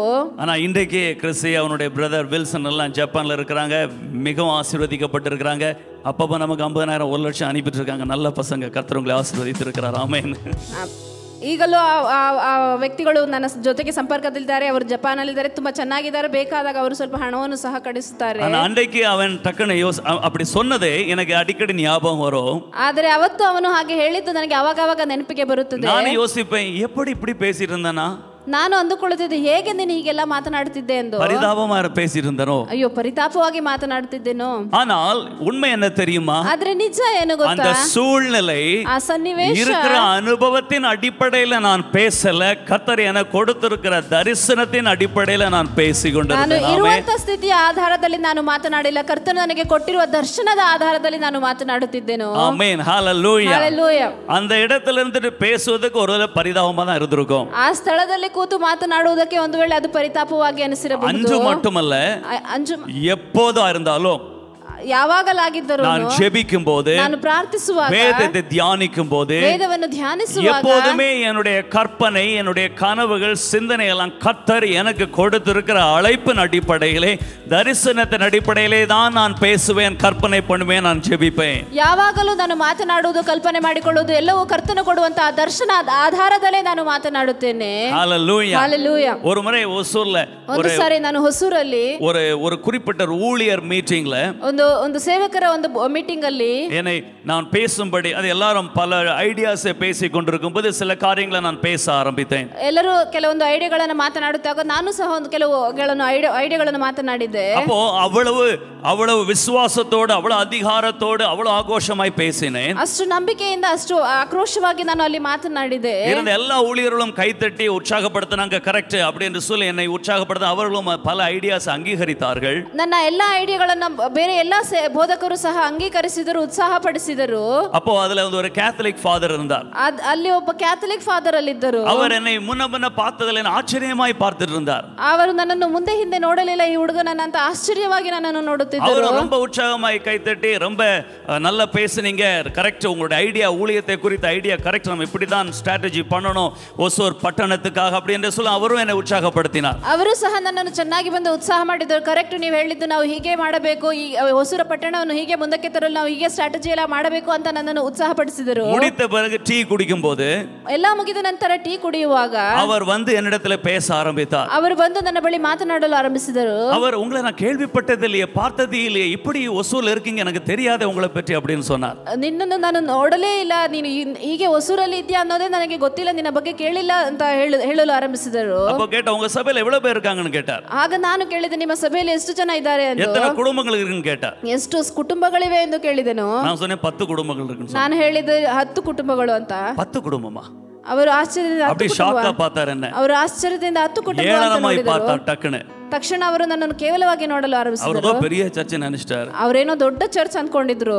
அப்போ எங்க இருக்கு உங்க சர்ச்னு கேட்டார். ಆಗ ಎಲ್ಲಿದೆ ಆ ಚರ್ಚ್ ಅಂತ ಕೇಳಿದ್ರು. நான் இடத்தை சொல்லி அந்த தார் ஷீட்னு சொன்ன உடனே அப்படியே போயிட்டானே, விட்டு பேசவே ಇಲ್ಲ ஒரு வார்த்தை கூட. ನಾನು ಸ್ಥಳವನ್ನು ಹೇಳಿ ಇಂತ ಒಂದು ತಾರ್ ಶೀಟ್ ಅಲ್ಲಿ ಇದ್ದೇವೆ ಅಂತ ಹೇಳಿದ ತಕ್ಷಣ ಅವರು ನನ್ನ ಬಳಿ ಮಾತನಾಡಲೇ ಇಲ್ಲ. ಅವರು ಹಾಗೆ ಹೋಗಿಬಿಟ್ಟರು. மேல வச்ச மரியாதை எல்லாம் புஸ்ன்னு போயிடுச்சு. ಅವರು ನನ್ನ ಮೇಲೆ ಇಟ್ಟಿದ್ದಂತ ಮರ್ಯಾದೆ ಎಲ್ಲ ಬುಸ್ ಅಂತ ಹೋಗ್ಬಿಡ್ತು. நான் சூழ்நிலையின் அடிப்படையில் பேசல, எனக்குள்ள கர்த்தர் கொடுத்திருக்கிற தரிசனத்தின் அடிப்படையில் பேசினேன். ನಾನು ಸನ್ನಿವೇಶದ ಆಧಾರದಲ್ಲಿ ಮಾತನಾಡಿಲ್ಲ, ದೇವರು ನನ್ನೊಳಗೆ ಕೊಟ್ಟಿದ್ದಂತ ದರ್ಶನದ ಆಧಾರದಲ್ಲಿ ಮಾತನಾಡಿದೆ. ஒருவேளை அந்த சூழ்நிலையில நான் கேவலப்பட்டது போல இருந்திருக்கும். அவர் என்னை பற்றி யார்ட்ட என்னெல்லாம் சொன்னாரோ தெரியாது. ಒಂದು ವೇಳೆ ಆ ಸನ್ನಿವೇಶದಲ್ಲಿ ಅವರು ನನ್ನನ್ನು ಕೇವಲವಾಗಿ ನೋಡಿರಬಹುದು, ಯಾರ ಬಳಿ ಏನು ಹೇಳಿದ್ರು ನನಗೆ ಗೊತ್ತಿಲ್ಲ. ஆனால் ஒரு வருஷத்துக்குள்ளாக, ಆದರೆ ಒಂದೇ ವರ್ಷದೊಳಗೆ அங்கே சிஎஸ்ஐ சர்ச்ல, ಅಲ್ಲಿ ಸಿಎಸ್ಐ ಚರ್ಚ್ ನಲ್ಲಿ ஈஸ்டர் ஈவினிங், ஈஸ்டர் சாயங்காலம், உயிர்த்தெழுதல் நாள் சாயங்காலம் ஒரு மியூசிக் ப்ரோக்ராம் நடத்தினோம். ಅಲ್ಲಿ ಒಂದು ಈಸ್ಟರ್ ಈವ್ನಿಂಗ್ ಅಲ್ಲಿ ನಾವು ಒಂದು ಅಲ್ಲಿ ಮ್ಯೂಸಿಕ್ ಪ್ರೋಗ್ರಾಮ್ ಅನ್ನು ನಡೆಸಿದೆವು. மிகவும் பெரிய ஒரு ப்ரோக்ராம் பிளான் பண்ணேன். ತುಂಬಾ ದೊಡ್ಡ ಒಂದು ಪ್ರೋಗ್ರಾಮ್ ಅನ್ನು ಪ್ಲಾನ್ ಮಾಡಿದೆವು. அவர்கள் அந்த ஸ்டேஜ்ல மட்டுமே 80 பேர் கொயர் இருந்தார்கள். ಆ ದಿನ ಸ್ಟೇಜ್ ಅಲ್ಲಿ ಮಾತ್ರ 80 ಜನ ಕೊಯರ್ ಇದ್ದರು. கிரவுட் அதுவரைக்கும் ஒசூர்ல கூடாத அளவுக்கு பெரும் திரள் கூட்டம் கிரவுட் அங்க வந்திருந்தது. ಅಷ್ಟರವರೆಗೂ ಹೊಸೂರಲ್ಲಿ ಅಷ್ಟು ಜನ ಕೂಡೇ ಇರಲಿಲ್ಲ, ಅಷ್ಟು ದೊಡ್ಡ ಗುಂಪು ಜನ ಅಲ್ಲಿ ಕೂಡಿದ್ದರು. அந்த முழு கான்சர்ட் நான் தான் நடத்தினேன். ಆ ಪೂರ್ತಿ ಕಾನ್ಸರ್ಟ್ ಅನ್ನು ನಾನೇ ನಡೆಸಿದೆ. அந்த ப்ரோகிராமுக்கு அந்த ஃாதர் அவங்க ಸಿಸ್ಟರ್ಸ್ ಫ್ರಂಟ್ ರೋಲ್ வந்து ಉட்கார்ந்து இருந்தாங்க. ಆ ಪ್ರೋಗ್ರಾಮಿಗೆ ಆ ಫಾದರ್ ಅವರ ಸಿಸ್ಟರ್ಸ್ ಎಲ್ಲರೂ ಆ ಫ್ರಂಟ್ ರೋ ಅಲ್ಲಿ ಕೂತಿದ್ದರು. கடைசி வரை யார் அந்த ப்ரோகிராம் நடத்துறதுன்னு ಅವರಿಗೆ தெரியல. ಕಡೆಯವರೆಗೆ ಈ ಪ್ರೋಗ್ರಾಮ್ ಅನ್ನು ನಡೆಸಿದ್ದು ಯಾರು ಅಂತ ಅವರಿಗೆ ಗೊತ್ತೇ ಆಗಲಿಲ್ಲ. ಸಿಎಸ್ಐ ಚರ್ಚ್ல நடத்தினோம், அந்த கிரவுண்ட்ல நடத்தினோம். ಯಾಕೆಂದರೆ ಸಿಎಸ್ಐ ಚರ್ಚಿನ ಕಾಂಪೌಂಡ್ ಗ್ರೌಂಡ್ ಅಲ್ಲಿ ನಡೆಸಿದೆವು. ಬೇರೆ பேர்ல நடத்தினதுனால, ಬೇರೆ ಹೆಸರಿನಲ್ಲಿ ನಡೆಸಿದ್ದರಿಂದ பயங்கரமா எல்லா சர்ச்சிலுள்ள வாலிபர்களும் வந்து கோஆபரேட் பண்ணாங்க. ಅನೇಕ ಚರ್ಚ್ಗಳಿಂದ ಎಲ್ಲರೂ ಯುವಕರೆಲ್ಲ ಬಂದು ನಮಗೆ என்னமோ நடக்குதுன்னு சொல்லி எல்லா சபையில் உள்ளவர்களும் இந்த கேத்தலிக் ஃாதர் சிஸ்டர்ஸ் எல்லாம் வந்து ಫ್ರಂಟ್ ರೋಲ್ ಉட்கார்ந்து இருக்காங்க. ಏನೋ ನಡೀತಾ ಇದೆ ಅಂತ ಹೇಳಿ ಕ್ಯಾಥಲಿಕ್ ಫಾದರ್ ಸಿಸ್ಟರ್ಸ್ ಎಲ್ಲ ಬಂದು ಮೊದಲನೇ ರೋ ಅಲ್ಲೇ ಕೂತಿದ್ದರು. நான் இந்த ப்ரோகிராம் முடிச்சு கீழே இறங்கும்போது, ನಾನು ಈ ಪ್ರೋಗ್ರಾಮ್ ಮುಗಿಸಿ ಕೆಳಗೆ ಇಳಿಯುವಾಗ அவர் எழுந்து என்னை கையை கொடுத்து, ಅವರು ಎದ್ದು ನನಗೆ ಕೈ ಕೊಟ್ಟು, பிரம்மாண்டமா பண்ணிட்டீங்க, ரொம்ப நல்லா பண்ணிட்டீங்க, அன்னைக்கு உங்களை பேசும்போது உங்களுக்கு வித்தியாசமா நினைச்சேன், உங்களுக்குள்ள அபிஷேகம் இருக்குது, கர்த்தர் உங்களை ஆசீர்வதித்து உயர்த்துவார் என்று எனக்கு சொன்னார். ಅವರು ಅಷ್ಟು ಬ್ರಹ್ಮಾಂಡವಾಗಿ ಮಾಡಿದ್ದೀರಾ, ತುಂಬಾ ಚೆನ್ನಾಗಿದೆ.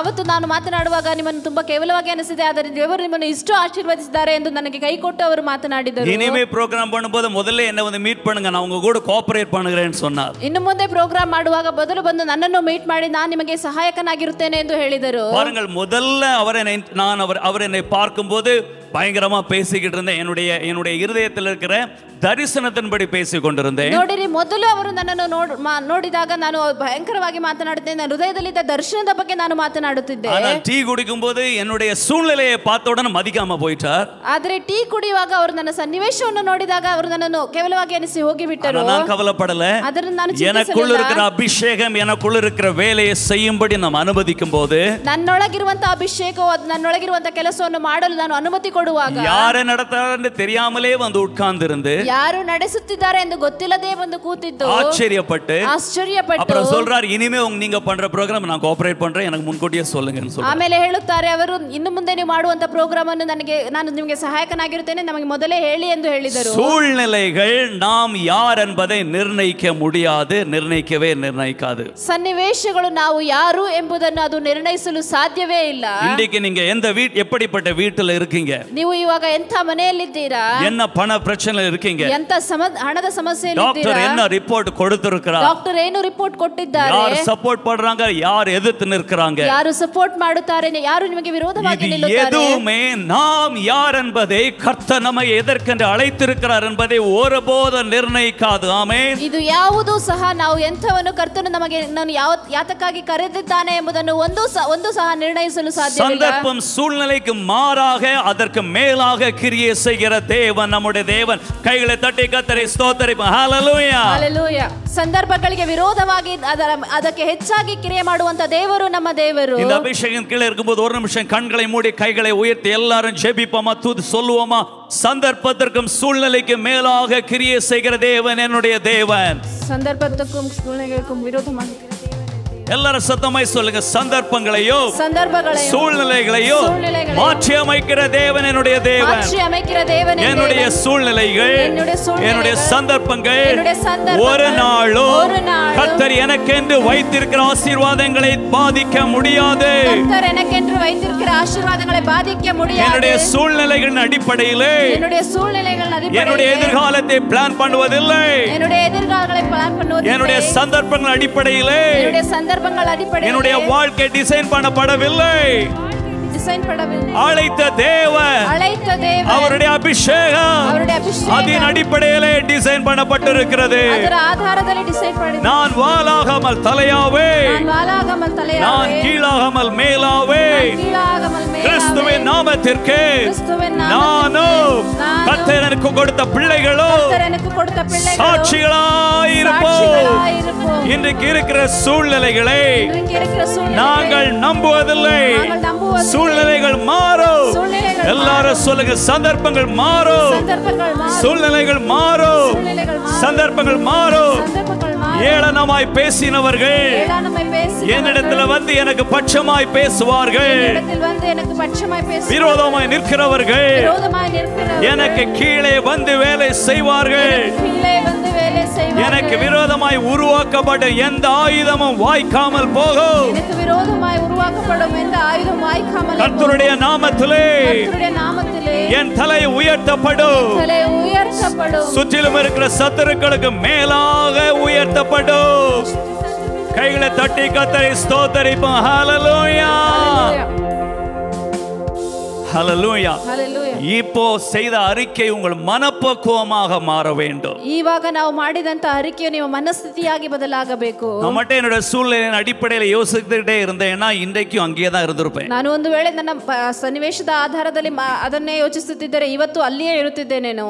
சூழ்நிலைகள், சந்தர்ப்பங்கள், ಸನ್ನಿವೇಶಗಳು, ಸಂದರ್ಭಗಳು அது அப்பப்ப மாறிக்கொண்டே இருக்கும். ஆமென். ಅದು ಆವಾಗ ಬದಲಾಗುತ್ತಲೇ ಇರುತ್ತದೆ. உங்களுக்குள்ள இருக்கிற தேவன் கொடுத்திருக்கிற தரிசனம், ನಿಮ್ಮೊಳಗೆ ದೇವರು ಕೊಟ್ಟಿರುವಂತ ದರ್ಶನ, அந்த அபிஷேகம், ಅಂತ ಅಭಿಷೇಕವು, அதை நீங்கள் நம்பும்போது, ಅದನ್ನು ನೀವು ನಂಬುವಾಗ, அதன் அடிப்படையில் ரிலேட் பண்ணும்போது, ಅದರ ಆಧಾರದಲ್ಲಿ ನೀವು ಸಂಪರ್ಕಗೊಳ್ಳುವಾಗ கர்த்தருடைய வெற்றி உங்கள் வாழ்க்கையிலே கிரியை செய்ய ஆரம்பிக்கும். ಕರ್ತನ ಜಯವು ನಿಮ್ಮ ಜೀವನದಲ್ಲಿ ಕ್ರಿಯೆ ಮಾಡಲು நீங்கள் வெட்கப்பட்டு போவதே இல்லை. ನೀವು ನಾಚಿಕೆಗೆಟ್ಟು ಹೋಗುವುದೇ ಇಲ್ಲ. எப்போதுமே வெட்கத்தில் இருக்க மாட்டீங்க. ಯಾವಾಗಲೂ ನೀವು ನಾಚಿಕೆಯಲ್ಲೇ ಇರುವುದಿಲ್ಲ. உங்களை பரிகாசம் பண்ணினவர்கள் உங்களிடத்துல வந்து அடுத்த ப்ராஜெக்ட் நான் கூட வரேன், மிஸ் பண்ணிட்டேன் இந்த முறை சொல்லுவார்கள். ஆமென். ನಿಮ್ಮನ್ನು ಅಪಹಾಸ್ಯ ಮಾಡಿದವರು ನೆಕ್ಸ್ಟ್ ಬರುವಾಗ ನಾನು ನಿಮ್ಮೊಂದಿಗೆ ಇರುತ್ತೇನೆ, ಮಿಸ್ ಮಾಡಿಬಿಟ್ಟಿದ್ದೇನೆ ಎಂದು ಹೇಳುತ್ತಾರೆ. ரோமர் 1:21 படிப்போம். ರೋಮಾಪುರದವರಿಗೆ ಪತ್ರಿಕೆ 1:21 அவர்கள் தேவனை அறிந்தும் அவரை தேவன் என்று மகிமைப்படுத்தாமல் ஸ்தோத்திரியாமல் தங்கள் சிந்தனையினாலே வீணரானார்கள். உணர்வில்லாத அவளுடைய இருதயம் இருள் அடைந்தது. ದೇವರ ವಿಷಯವಾಗಿ ಅವರಿಗೆ ತಿಳುವಳಿಕೆ ಇಲ್ಲದಿದ್ದರೆ ಅವರು ಆತನನ್ನು ದೇವರೆಂದು ಮಹಿಮೆ ಪಡಿಸಲಿಲ್ಲ, ಆತನ ಉಪಕಾರಗಳನ್ನು ನೆನೆಸಿ ಆತನನ್ನು ಸ್ತುತಿಸಲಿಲ್ಲ. ஹல்லேலூயா. அவர்கள் தேவனை அறிந்தும் ಅವರು ದೇವರೆಂದು ತಿಳಿದಿದ್ದರೂ ಸಹ அவரை தேவன் என்று அவர்கள் பார்க்கவில்லை. ಅವರನ್ನು ದೇವರು ಎಂದು ಅವರು ನೋಡಲಿಲ್ಲ. புரியுதா உங்களுக்கு? ನಿಮಗೆ ಅರ್ಥವಾಗುತ್ತದೆ. தேவனை தெரியும், ದೇವರು ಯಾರೆಂದು ಗೊತ್ತು, ஆனால் அவரை தேவன் என்று அவரை பார்க்கல. ಆದರೆ ಅವರನ್ನು ದೇವರಂತ ಅವರನ್ನು ನೋಡಲಿಲ್ಲ. அவர் பெரியவர், கர்த்தர், சர்வ வல்லவர், எதை வேணா செய்ய முடியும், எப்ப வேணா செய்ய முடியும் என்று அவர்கள் பார்க்கவில்லை. ಅವರು ಕರ್ತನು, ಸರ್ವಶಕ್ತನು, ಅವನು ಏನು ಬೇಕಾದರೂ ಮಾಡಲು ಸಾಧ್ಯ, ಹೇಗೆ ಬೇಕಾದರೂ ಮಾಡಲು ಸಾಧ್ಯ ಎಂಬುದನ್ನು ಅವರು ನಂಬಲಿಲ್ಲ. தேவனை நம்புறாங்க, ದೇವರನ್ನ ನಂಬುತ್ತಾರೆ. ஹலோ, உங்களை தான் சொல்றேன். ஆமென். யாரையோ இல்ல, நம்ம தான் சொல்றேன். தேவனை நம்புறோம், தேவரನ್ನ ನಂಬುತ್ತೇವೆ. ஆனால் அவர் தேவன் எப்ப வேணாலும் என்ன வேணாலும் எப்படி வேணாலும் செய்ய முடியும் என்பதை நம்பவில்லை.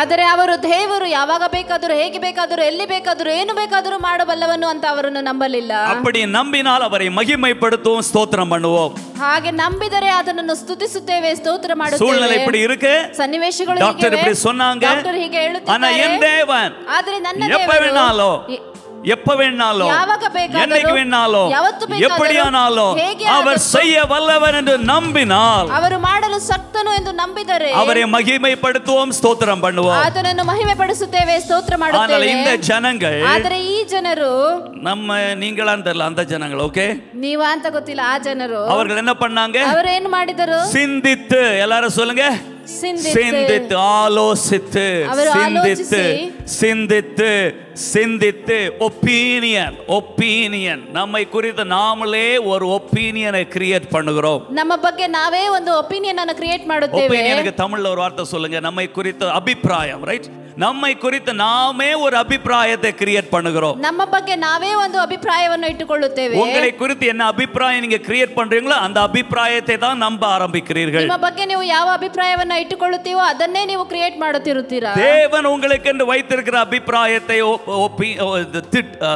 சத்தியத்தை நாம் ನಂಬ முடியவில்லை ದೇವರು ನಮಗೆ ಇಟ್ಟಿರುವಂತಹ ಅಭಿಪ್ರಾಯವನ್ನ ಸತ್ಯವನ್ನು ನಾವು ನಂಬಲು ಆಗುತ್ತಿಲ್ಲ நம்முடைய சூழ்நிலையின் அடிப்படையில் ನಮ್ಮ ಸನ್ನಿವೇಶಗಳ ಆಧಾರದಲ್ಲಿ நமக்கு என்ன தெரியும் ನಮಗೇನು ಗೊತ್ತು நம்மால என்ன முடியும் ನಮ್ಮಿಂದ ಏನು ಸಾಧ್ಯ எவ்வளவு பணம் இருக்கிறது யார் சப்போர்ட் இருக்கிறது டாக்டரோட ரிப்போர்ட் எப்படி இருக்கிறது இதன் அடிப்படையில் ಇದರ ಆಧಾರದಲ್ಲಿ நம்முடைய வாழ்க்கை குறித்து ஒரு அபிப்பிராயத்தை நம்ம கிரியேட் பண்ணுகிறோம் ನಮ್ಮ ಜೀವನದ ಬಗ್ಗೆ ನಮ್ಮ ಒಂದು ಅಭಿಪ್ರಾಯವನ್ನು ನಾವು ಕ್ರಿಯೇಟ್ ಮಾಡುತ್ತೇವೆ அந்த அபிப்பிராயத்தை நம்புகிறவர்கள் வீணரானார்கள்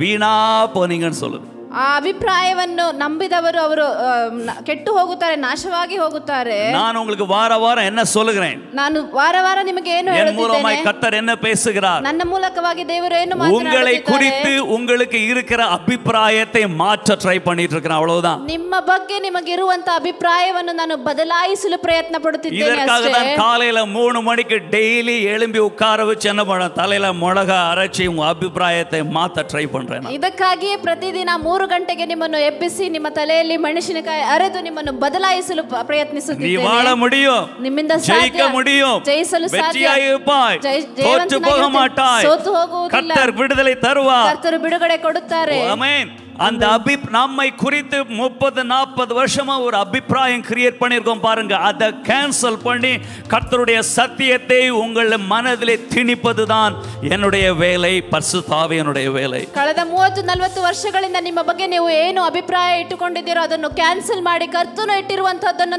ನಿಮ್ಮೊಳಗೆ ಅದನ್ನು ನುಗ್ಗಿಸುವುದೇ ನನ್ನ ಕೆಲಸವಾಗಿದೆ உணர்வு இல்லாத அவருடைய இன்சென்சிட்டிவ் ஹார்ட் அதாவது எவ்வளவு பேசினாலும் எவ்வளவு கேட்டாலும் உணர்வடையாத அவளுடைய இருதயம் இருள் அடைந்து இருக்கிறது என்று வேதம் சொல்லுது படிக்கிறோம் ಎಷ್ಟೇ ಕೇಳಿಸಿಕೊಂಡರು ಎಷ್ಟೇ ಕಲಿತುಕೊಂಡರೂ ಅದರ ಭಾವನೆಗಳಲ್ಲಿ ಇಲ್ಲದಂತ ಅಂತ ಮನಸ್ಸುಗಳು ಕತ್ತಲೆಯಿಂದ ತುಂಬಿರುತ್ತದೆ ಎಂದು ದೇವರು ಹೇಳುತ್ತಾರೆ ನಾನು ಉண்மையிலே சொல்லுகிறேன் ನಾನು ನಿಜವಾಗಿ ಹೇಳುತ್ತೇನೆ ಅನೇಕರಿடத்துல பேசும்போது ಅನೇಕರ ಬಳಿ ಮಾತನಾಡುವಾಗ உங்களை குறித்து தான் பேசுறேன் உங்களிடத்துல பேசும்போது ನಿಮ್ಮ ಬಗ್ಗೆ ಹೇಳುತ್ತಾ ಇದ್ದೇನೆ உங்கள் இருதயத்துல உணர்வு இல்லாததை நான் உணர்கிறேன் ನಿಮ್ಮ ಹೃದಯದಲ್ಲಿ ಅಂತ ಭಾವನೆಗಳು ಇಲ್ಲದೆ ಇರುವುದನ್ನು உங்கள் இருதயம் இருள் அடைந்து இருக்கிறது ನಿಮ್ಮ ಹೃದಯವು ಕತ್ತಲೆಯಲ್ಲಿದೆ உங்களை குறித்து உங்கள் பெற்றோர் மூலமாய் கடந்த பல வருஷம் மூலமாய் பலர் மூலமாய் நீங்கள் கற்றுக்கொண்ட அபிப்பிராயம் தான் உங்களை பாதித்துக் கொண்டே இருக்கிறது ನಿಮ್ಮ ಬಗ್ಗೆ ನಿಮ್ಮ ಸಹೋದರರಿಂದಲೋ ಅಥವಾ ನಿಮ್ಮ ಪೋಷಕರ ಮೂಲಕವೋ ಬಂದಂತ ಅಭಿಪ್ರಾಯಗಳು ನಿಮ್ಮನ್ನು ಬಾಧೆಗೊಳಗಾಗಿ ಮಾಡಿದೆ பிரச்சனை என்ன தெரியுமா ಸಮಸ್ಯೆ ಏನು ಗೊತ್ತಾ வாரத்துக்கு ஒரு நாள் தான் இங்க வந்து வித்தியாசமா பாக்குறீங்க உங்க வாழ்க்கையை ವಾರಕ್ಕೆ ಒಂದು ಸಾರಿಯೇ ಇಲ್ಲಿ ಬಂದು ನಿಮ್ಮ ಜೀವನವನ್ನು ವ್ಯತ್ಯಾಸವಾಗಿ ನೋಡುತ್ತೀರಾ வாரத்துல மிச்சம் 6.5 நாள் ಆದ್ರೆ ಇರುವಂತ 6.5 ದಿನಗಳು 6.5 நாள் உங்க வீடு உங்க மனைவி உங்க புருஷன் உங்க பிள்ளை உங்க கடன் உங்க நோய் இதையே பார்த்து பழைய அபிப்பிராயம் மறுபடியும் உங்களுடைய வாழ்க்கையில அது அப்படியே ಇರುಗಿ ಅದುವೇ ರಿಯಾಲಿಟಿಯಾಗಿ ಮಾರಿಕೊಂಡಿರುತ್ತದೆ. ಆದರೆ 6.5 ದಿನಗಳು ನಿಮ್ಮ ಸಮಸ್ಯೆಗಳು ನಿಮ್ಮ ಕಷ್ಟಗಳು ನಿಮ್ಮ ರೋಗಗಳು ಇದನ್ನೇ ನೋಡಿ ನೀವು ಹೇಳುವಂತದ್ದನ್ನ ಕೇಳಿ ಅದುವೇ ನಿಮ್ಮ ಜೀವನವಾಗಿ ಬದಲಾಗಿ ಬಿಟ್ಟಿರುತ್ತದೆ. அதனால தான் காலையில எழும்பின உடனே உங்களை உட்கார வச்சு உங்க தலையில வேற அபிப்பிராயத்தை புகுத்த நான் ட்ரை பண்ணி கொண்டிருக்கிறேன். ಆದ್ದರಿಂದಲೇ ಬೆಳಗ್ಗೆ ಎದ್ದಿದ ತಕ್ಷಣ ನಿಮ್ಮ ಮೇಲೆ ಒಂದು ಬೇರೆ ಅಭಿಪ್ರಾಯವನ್ನು ನುಗ್ಗಿಸುವುದಕ್ಕೆ ನಾನು ಪ್ರಯತ್ನ ಪಡುತ್ತಿರುತ್ತೇನೆ. ஹalleluya. ஒருவேளை 3 மணிக்கு எழும்ப முடியலனா உங்க வீடியோ அந்த லிங்க் அனுப்புறோம். நீங்க எப்ப எழும்பினாலும் அதையாவது கேட்டு உங்கள் அபிப்பிராயத்தை டெய்லி காலையில் அறிக்கை பண்ணி உங்களுடைய மனதின் சிந்தனையை வீணான சிந்தனையை மாற்றுங்கள்.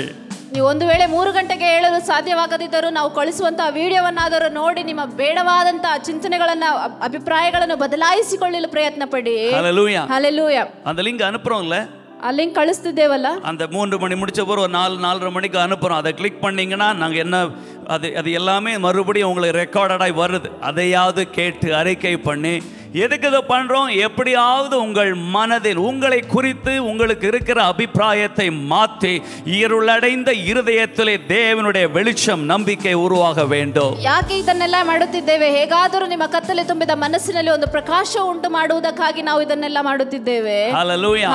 அவர்கள் தேவனை அறிந்தும், ಅವರು ದೇವರು அறிஞ்சிருக்கீங்களா? ದೇವರನ್ನು ತಿಳಿದಿದ್ದೀರಾ? இவ்வளவு நேரம் பாட்டெல்லாம் பாடினது அவரை அறிந்துதானே பாடினோம். ಇಷ್ಟು ಹೊತ್ತು ನಾವು ಹಾಡೆಲ್ಲ ಹಾಡಿದ್ದು ಆತನನ್ನು ತಿಳಿದಿದ್ದರಿಂದಲೇ ಹಾಡಿದೆವು. ஆனால் அவரை தேவன் என்று மகிமைப்படுத்தி ஸ்தோத்தரிக்க முடியவில்லை. ಆತನನ್ನು ದೇವರು ಎಂದು ಹೇಳಿ ಆತನನ್ನು ಮಹಿಮೆಪಡಿಸಿ ಸ್ತುತಿಸಲು ಸಾಧ್ಯವಾಗಲಿಲ್ಲ. ಯಾಕೆ? சிந்தனை, ನಿಮ್ಮ ಚಿಂತನೆಗಳು, சிந்தனை, ನಿಮ್ಮ ಆಲೋಚನೆಗಳು, கவலை, ನಿಮ್ಮ பயம், ಭಯ, ಅನುಭವங்கள், ನಿಮ್ಮ ಅನುಭವಗಳು, தோல்விகள், ನಿಮ್ಮ ಸೋಲುಗಳು, பலருடைய வார்த்தைகள், ಅನೇಕರ ಮಾತುಗಳು, இதனாலே வீணாக சிந்தனை உங்களை வீணாக்குகிறதாம். ಇದರಿಂದ ಬೇಡದ ಚಿಂತನೆಗಳನ್ನು ನುಗ್ಗಿಸುತ್ತದೆ. ஆமென். எப்படி வீணாகுது? ಹೇಗೆ ಅದು ಬೇಡವಾಗುತ್ತದೆ? சிந்தனை, உங்கள் சிந்தனை உங்களை வீணாக்குகிறது. ನಿಮ್ಮ ಚಿಂತನೆಗಳು ನಿಮ್ಮನ್ನು ಕೆಟ್ಟ நல்ல வேலை செய்றீங்க, ಚೆನ್ನಾಗಿ ಕೆಲಸ ಮಾಡುತ್ತಿದ್ದೀರಾ, உழைக்கிறீங்க, ಸೇವೆ ಮಾಡುತ್ತಿದ್ದೀರಾ, ஒழுங்கா இருக்கீங்க, சரிಯಾಗಿ நல்லவனா இருக்கிறீங்க, ಒಳ್ಳೆಯವನಾಗೆ தண்ணி ಇದ್ದೀರಾ, அடிக்கல, கொள்ளை அடிக்கல, எது வேண்ட வேலையும் பண்ணல, நல்லவர் தான் பிரதர். ಒಂದು ಯಾವುದೇ ಒಂದು ಕೆಟ್ಟ ಕೆಲಸ ಮಾಡುತ್ತಾ ಇಲ್ಲ, ಅವನು ತುಂಬಾ ಚೆನ್ನಾಗಿ ಇದ್ದಾನೆ ಬ್ರದರ್. ஆனா ஏன் வீணா போகுது வாழ்க்கை? ಆದ್ರೆ ಯಾಕೆ ಜೀವನ ನಾಶವಾಗಿ சிந்தனை, ನಿಮ್ಮ ಚಿಂತನೆಗಳು நெகட்டிவாகவே சிந்தித்து அப்படியே பிரசங்கத்தை கேட்டு அப்படியே பைபிளை படிச்சு அப்படியே பைபிளை வியாக்கியானம் பண்ணி நெகட்டிவாகவே வாழ்ந்து பழகிட்டோம். ನೆಗೆಟಿವ್ ಆಗಿಯೇ ಬೈಬಲ್ ಅನ್ನು ಓದಿ ಹಾಗೆಯೇ ಯೋಚಿಸಿ ಹಾಗೆಯೇ ನಮ್ಮ ಜೀವನದಲ್ಲಿ ಇಟ್ಟುಕೊಂಡು ಹಾಗೆಯೇ ನಾವು ಅಭ್ಯಾಸದಲ್ಲಿ ಇದ್ದೇವೆ. எந்த சிலர்லாம் அப்படி ஒரு திறமை இருக்கு, வேதத்துல எந்த ஒரு சப்ஜெக்ட் எடுத்தாலும் அதுல இருந்து ஒரு நெகட்டிவ் எடுத்து பேசுறதுக்கு ஒரு தனி திறமை இருக்கு பாருங்க சிலருக்குலாம். ಕೆಲವರಿಗೆಲ್ಲ ಅದೊಂದು ಸಾಮರ್ಥ್ಯವಿದೆ. ವೇದದಲ್ಲಿ ಯಾವುದೇ ವಾಕ್ಯವನ್ನ ಕೊಟ್ಟರು ಅದರಲ್ಲಿ ಒಂದು ನೆಗೆಟಿವಿಟಿಯನ್ನು ಕಂಡು ಹಿಡಿದು ಅದನ್ನ ಮಾತನಾಡುತ್ತಾರೆ. ಅಂತ ಸಾಮರ್ಥ್ಯವುಳ್ಳವರು ಇರ್ತಾರೆ. ಸಿಂಸೋನ್ அப்படி பண்ணா இப்படி பண்ணான்னு சொல்லதுக்கு டக்குன்னு அவன் விழுந்தான் பாத்தியா, அங்கதான் நிப்பாங்க போய். ಸಿಂಸೋನನು ಹಾಗೆ ಮಾಡಿದನು ಹೀಗೆ ಮಾಡಿದನು ಅಂತ ಹೇಳಿದರೆ ಅವನು ಹಾಗೆ ಮಾಡಿದ ನೋಡಿದ ಅವನು ಅಲ್ಲೇ ನಿಲ್ಲುತ್ತಾನೆ ಅಂತ ಹೇಳುತ್ತಾರೆ. எலியா அக்கினியை இறக்கினா அப்படி இப்படின்னு சொல்லுது போல அவன் பயந்து ஓடினான் பாத்தியா, அங்கதான் நிப்பாங்க போய். ಅವನು ಎಲಿಯಾನು ಅಗ್ನಿಯನ್ನು ಎಲ್ಲ ಇಳಿಸಿದನು ಅಂತ ಹೇಳಿದರೆ ಅವನು ಭಯಪಟ್ಟು ಓಡಿದ ನೋಡಿದ ಅಲ್ಲೇ ಹೋಗಿ ನಿಲ್ಲುತ್ತಾರೆ ಅವರು. எப்ப பார்த்தாலும் என்னடா அவங்க சிறுதையும் அப்படிதான் சிந்திச்சிட்டு இருக்கு, பைபிள் அப்படிதான் கனெக்ட் பண்ணுவாங்க. ಯಾಕೆಂದರೆ ಯಾವಾಗಲೂ ಅವರ ಹೃದಯ ಅದನ್ನೇ ಯೋಚಿಸುತ್ತಿರುತ್ತದೆ, ಬೈಬಲ್ ಅನ್ನು ಸಹ ಅದಕ್ಕೆ ಕನೆಕ್ಟ್ ಮಾಡುತ್ತಾರೆ. சிந்தனை உங்களை வீணாக்குகிறதா? ನಿಮ್ಮ ಚಿಂತನೆಗಳು ನಿಮ್ಮನ್ನು ಕೆಡಿಸುತ್ತಿದೆಯಾ? நல்லவர் தான், ಒಳ್ಳೆಯವರೇ, நல்ல வேலை செய்யறாரு, ಚೆನ್ನಾಗಿ ಕೆಲಸ ಮಾಡ್ತಾರೆ, ஒழுங்கா வேலைக்கு போறாரு, ಸರಿಯಾಗಿ ಕೆಲಸಕ್ಕೆ வேலை ಹೋಗ್ತಾರೆ, முடிச்சு வீட்டுக்கு வந்துறாரு, ಕೆಲಸ ಮುಗಿಸಿದರೆ ಮನೆಗೆ பணத்தை ಬರ್ತಾರೆ, எங்கேயும் வேஸ்ட் பண்றது இல்ல, ಹಣವನ್ನ ಎಲ್ಲೂ ವೇಸ್ಟ್ ಮಾಡೋದಿಲ್ಲ, ஒழுங்கா ஜெபம் பண்றாரு, ಸರಿಯಾಗಿ ಪ್ರಾರ್ಥನೆ பைபிள் ಮಾಡ್ತಾರೆ, படிக்கிறாரு, சர்ச்சுக்கு வர்றாரு, காணிக்கை கொடுக்கறாரு, எல்லாம் நல்லதுதான். ಬೈಬಲ್ ಓದುತ್ತಾರೆ, ಚರ್ಚಿಗೆ ಹೋಗ್ತಾರೆ, ಕಾಣಿಕೆ ಕೊಡ್ತಾರೆ, ಎಲ್ಲವೂ ಒಳ್ಳೆಯದೇ. சிந்தனை புதிதாகவிட்டால், ಆದರೆ ಚಿಂತನೆ ಹೊಸದಾಗದಿದ್ದರೆ, மனம் புதிதாகவிட்டால் மறுரூபமாக முடியாது. ನಿಮ್ಮ ಮನಸ್ಸು ನೂತನವಾಗದಿದ್ದರೆ ನೀವು ಮರುರೂಪಗೊಳ್ಳಲು ಸಾಧ್ಯವಾಗುವುದಿಲ್ಲ. நல்ல கேட்டர்பில்லராகவே இருந்துகிட்டு இருப்போம். ಒಳ್ಳೆ ಒಂದು ಕ್ಯಾಟರ್ಪಿಲ್ಲರ್ ಆಗಿಯೇ ನಾವು ಇರುತ್ತಿದ್ದೇವೆ. நல்ல கூட்டுப்புழு, நல்ல கேட்டர்பில்லர். ஆனா என்னைக்கு பட்டர்ஃப்ளை ஆகும்?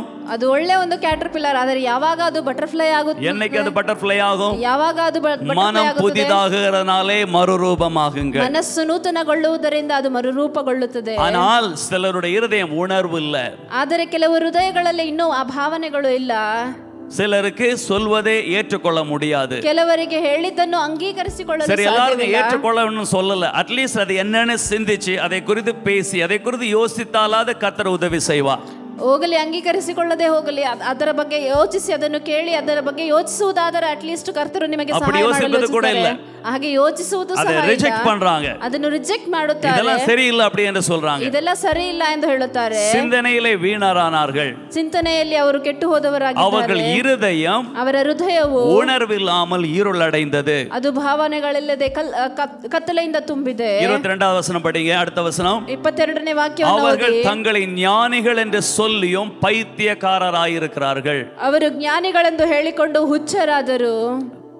உங்களோட சூழ்நிலையை நீங்க சொல்லும்போது, ನಿಮ್ಮ ಸನ್ನಿವೇಶಗಳನ್ನು ನೀವು ಹೇಳುವಾಗ, நான் அதற்கு பாசிட்டிவாக விசுவாச வார்த்தைகளை கர்த்தர் செய்ய முடியும் என்று சொல்லும்போது, ನಾನು ಅದಕ್ಕೆ ಪಾಸಿಟಿವ್ ಆಗಿ ನಂಬಿಕೆಯಿಂದ ಕರ್ತನು ಇದನ್ನು ಮಾಡಲು ಸಾಧ್ಯ ಎಂದು ಹೇಳುವಾಗ, உங்க மனசுல இல்ல பாஸ்டர் உங்களுக்கு புரியல, உங்களுக்கு என் பிரச்சனை தெரியல, அதனால தான் இப்படி சொல்றீங்க, நீங்கள் உங்கள் சூழ்நிலையிலே ஞானியாகவே இருக்கிறீர்கள். ಇಲ್ಲ, ನೀವು ಅದಕ್ಕೆ ವಿರುದ್ಧವಾಗಿ, ಇಲ್ಲ ಪಾಸ್ಟರ್ ನಿಮಗೆ ಗೊತ್ತಿಲ್ಲ, ನಿಮಗೆ ಆ ಸನ್ನಿವೇಶದಲ್ಲಿ ಇದ್ದರೆ ನಿಮಗೆ ಅರ್ಥವಾಗುತ್ತದೆ ಅಂತ ನೀವು ಅದಕ್ಕೆ ವಿರುದ್ಧವಾಗಿ ಹೇಳುತ್ತೀರಾ.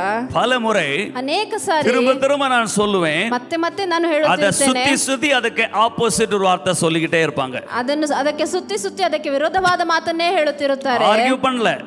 ಆರ್ಗ್ಯೂ ಮಾಡುತ್ತಿರಲ್ಲ. என்ன மதிக்கறாங்க, ನನ್ನನ್ನು ಗೌರವಿಸುತ್ತಾರೆ, என்ன நல்லவரு நினைக்கறாங்க, ನನ್ನನ್ನು ಒಳ್ಳೆಯವರು ಅಂದುಕೊಳ್ಳುತ್ತಾರೆ. ஆனால் அவர்கள் மனம் ஃபுல்லா இருள் அடைந்து தங்கள் பிரச்சனை தங்கள் போராட்டம் இதுதான் பெருசு, அதை குறித்து கம்ப்ளைண்ட் பண்ணுவது மட்டும்தான் அவங்க வாழ்க்கை நோக்கமாக இருக்கிறது. ಆದರೆ ಅವರ ಸಮಸ್ಯೆಗಳು ಅವರಿಗೆ ಅದು ದೊಡ್ಡದಾಗಿ ಅನಿಸಿ ಅವರ ಬಗ್ಗೆ ಕಂಪ್ಲೇಂಟ್ ಮಾಡುವುದು ಮಾತ್ರ ಅವರ ಗುರಿಯಾಗಿರುತ್ತದೆ. தன் பிரச்சனையை குறித்து கம்ப்ளைண்ட் பண்ணணும். ತನ್ನ ಸಮಸ್ಯೆ ಬಗ್ಗೆ ಅವರಿಗೆ ಕಂಪ್ಲೇಂಟ್ ಮಾಡಬೇಕು. ಅದು ಮಾறும், ಅದು ಬದಲಾಗುತ್ತದೆ, ಬಿಡುಗಡೆ ಆಗುತ್ತದೆ, ಜಯ எடுப்போம். ಜಯ ಹೊಂದುತ್ತೇವೆ. சிந்திக்கிற சிந்தனையே ஆப்ஷனே இல்ல அவங்க மைண்ட்ல. ಹೀಗೆ ಚಿಂತಿಸುವಂತ ಒಂದು ಆಪ್ಷನ್ನೇ ಇಲ್ಲ ಅವರ ಮೈಂಡ್ನಲ್ಲಿ. தங்கள் அறிவிலே தங்கள் அனுபவத்திலே தங்களின் ஞானத்திலே அவர்கள் இருந்து அதை குறித்து வேதம் சொல்லுகிறது பைத்தியமா இருக்கிறது. ಯಾಕೆಂದರೆ ಅವರು ತಮ್ಮ ಜ್ಞಾನದಲ್ಲೇ ಇರುತ್ತಾರೆ, ಅದರ ಬಗ್ಗೆ ವಾಕ್ಯ ಹೇಳುತ್ತದೆ ಅವರು ಹುಚ್ಚರಾದರು ಎಂದು.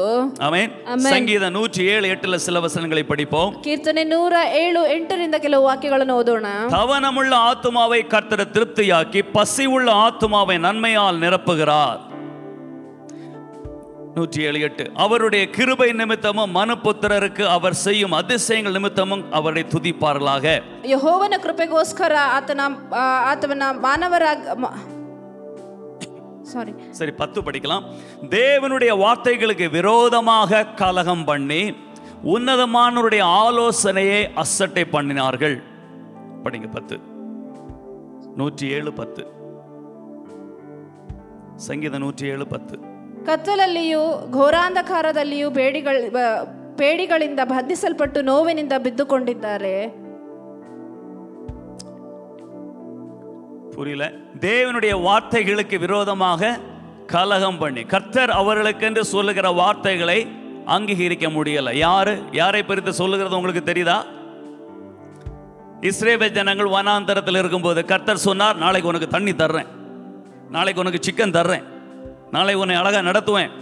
அது எப்படி நடக்கும், அது எப்படி நடக்கும், அது நடக்காதே, இது முடியாதே என்று சொல்லி கலகம் பண்ணுகிறார்கள். ரெபெலியன், கலகம். ಕರ್ತನ ಕಟ್ಟಳೆಗೆ ವಿರುದ್ಧವಾಗಿ ನಿಂತು ಅವರು ಕಲಹ ಮಾಡುತ್ತಾರೆ, ಅವರಿಗೆ ವಿರುದ್ಧವಾಗಿ ನಿಲ್ಲುತ್ತಾರೆ. அவருடைய ஆலோசனை அசட்டை பண்ணி ಆತನ ಆಲೋಚನೆಗಳನ್ನು ಅಸಡ್ಡೆ ಮಾಡಿ. பாருங்க, நாம இப்போது அழகான ஒரு சபையில மெயின் ரோட்ல நல்ல ஏர் கண்டிஷன்ல ஜம்முன்னு இந்த சூட் வெயில் காலத்துல ஜம்முன்னு உள்ள உட்கார்ந்திருக்கோம். ನೋಡಿ, ಒಂದು ಒಳ್ಳೆಯ ಒಂದು ಆಲಯದಲ್ಲಿ ನಾವು ಎಸಿಯಲ್ಲಿ ಕೂತ್ಕೊಂಡು ಜಮ್ಮಂತ ಕೂತಿದ್ದೇವೆ. எப்படி இது நடந்தது? ಹೇಗೆ ಇದು ನಡೆದಿದೆ? இது ಯಾರೋ ಪಣಂ ಕೊಡ್ತದனாலயா? ಇದು ಯಾರೋ ಹಣ ಕೊಟ್ಟಿದ್ದರಿಂದ? ಯಾರೋ ಕಟ್ಟಿ ಕೊಡ್ತದனாலயா? ಯಾರೋ ಕಟ್ಟಿಸಿ ಕೊಟ್ಟಿದ್ದರಿಂದ? தேவனுடைய வார்த்தையை நான் நம்பினேன். ದೇವರ ವಾಕ್ಯವನ್ನು ನಾನು ನಂಬಿದ್ದರಿಂದ. என்னோட நீங்க நம்புனீங்க, ನನ್ನೊಂದಿಗೆ ನೀವು ನಂಬಿದ್ದೀರಾ. உன்னதமானவருடைய ஆலோசனை அசட்டை பண்ணவில்லை. ಉನ್ನತವಾದ ದೇವರ ಆಲೋಚನೆಗಳನ್ನು ಅಸಡ್ಡೆ ಮಾಡಲಿಲ್ಲ.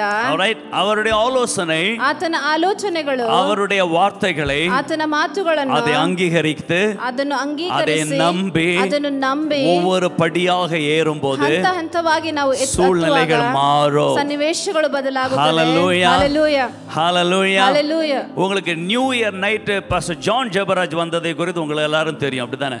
ನಿಮಗೆ ನ್ಯೂ ಇಯರ್ಗೆ ಪಾಸ್ಟರ್ ಜಾನ್ ಜಬರಾಜ್ ಬಂದಿದ್ದು ನಿಮಗೆಲ್ಲರಿಗೂ ಗೊತ್ತಿದೆ ಅಲ್ಲ? ಅದಕ್ಕೆ ಇடையில நடந்த நிறைய காரியங்களை உங்களுக்கு நான் சொன்னதில்லை, சொல்லட்டுமா?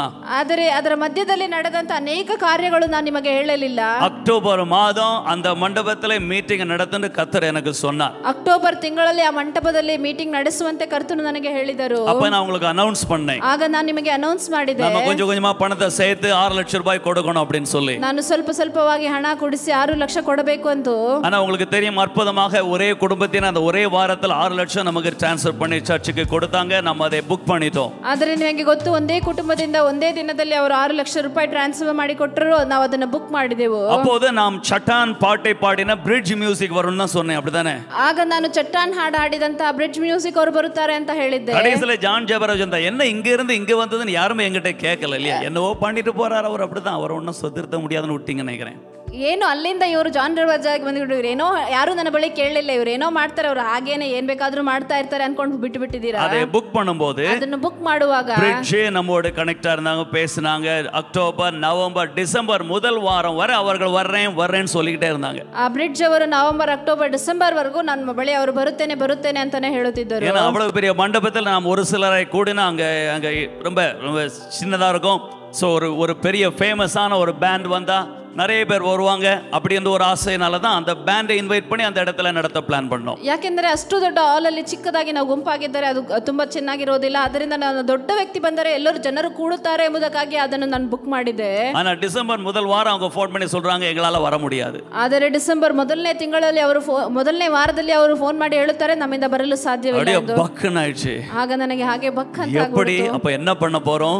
ಏನು ಮಾಡಬೇಕು, ಏನು ಹೇಗೆ ಮಾಡುವುದು அந்த பெரிய மண்டபத்துல நியூ இயர்ல நாம கொஞ்சம் பேர் மட்டும் இருந்து அசிங்கமா இருக்குமே, சர்ச்சில் வேற டாம் டீம்னு பயங்கரமா பேசியாச்சு. ಅದಷ್ಟು ದೊಡ್ಡ ಮಂಟಪದಲ್ಲಿ ನಾವು ಸ್ವಲ್ಪ ಜನ ಮಾತ್ರ ಇದ್ದರೆ ತುಂಬಾ ಕೇವಲವಾಗಿರುತ್ತದೆ. ಚರ್ಚಲ್ಲಿ ನಾವು ಹಾಗೆ ಡಾಮ್ ಡೂಮ್ ಅಂತ ಎಲ್ಲ ಮಾತನಾಡಿದ್ದೇವೆ. என்ன பண்ணுவது, ಏನು ಮಾಡೋದು, லாஸ்ட் மினிட் யாரை கூப்பிடுவது எல்லா விஐபியும் கூப்பிடலாம்னு ட்ரை பண்றோம். ಇನ್ನು ಯಾರನ್ನ ಕರೆಯುವುದು ಅಂತ ಎಲ್ಲಾ ವಿಐಪಿಗಳನ್ನ ಕರೆಯುವುದಕ್ಕೆ ಪ್ರಯತ್ನ ಪಡುತ್ತಿದ್ದೇವೆ. அப்புறம் ಯಶುವಾನ ஒரு ಬ್ಯಾಂಡ್ ಉಂಟು. ಯಶುವಾ ಅಂತ ಒಂದು ಬ್ಯಾಂಡ್ ಇದೆ. அவங்கள கேட்டா அவங்களும் நாட் அவைலபிள். ಅವರನ್ನ ಕೇಳಿದರೆ ಅವರು ನಾವು ಅವೈಲೇಬಲ್ ಇಲ್ಲ. எல்லா பெரிய பாட்டுக்காரர்களும் தமிழ்நாட்டுல கன்னடா ஹிந்தி எல்லா பாட்டுக்காரர்களும் எல்லா ஃபேமஸ் பாப்புலர் ஆளுகிட்ட எல்லாரும் booked very late last minute கேக்குறீங்க முடியாது.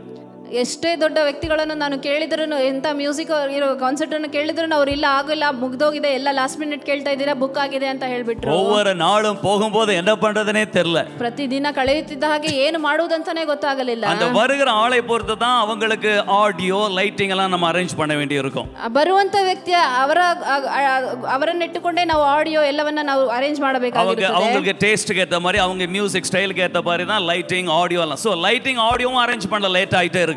ಅವರ ಮ್ಯೂಸಿಕ್ಗೆ ತಕ್ಕ ಹಾಗೆ ಅವರಿಗೆ ಟೇಸ್ಟ್ಗೆ ಅನುಸಾರವಾಗಿ ನಾವು ಲೈಟಿಂಗ್ ಆಡಿಯೋಗಳನ್ನೆಲ್ಲ ಮಾಡಬೇಕು. ಅದು ಸಹ ಲೇಟ್ ಆಗ್ತಾ ಇದೆ. சோ லேட் ஆகும்போது அதுவும் கிடைக்காது. ಲೇಟ್ ಆಗ್ತಾ ಇರುವಾಗ ಅದು ಸಹ ಸಿಗುವುದಿಲ್ಲ.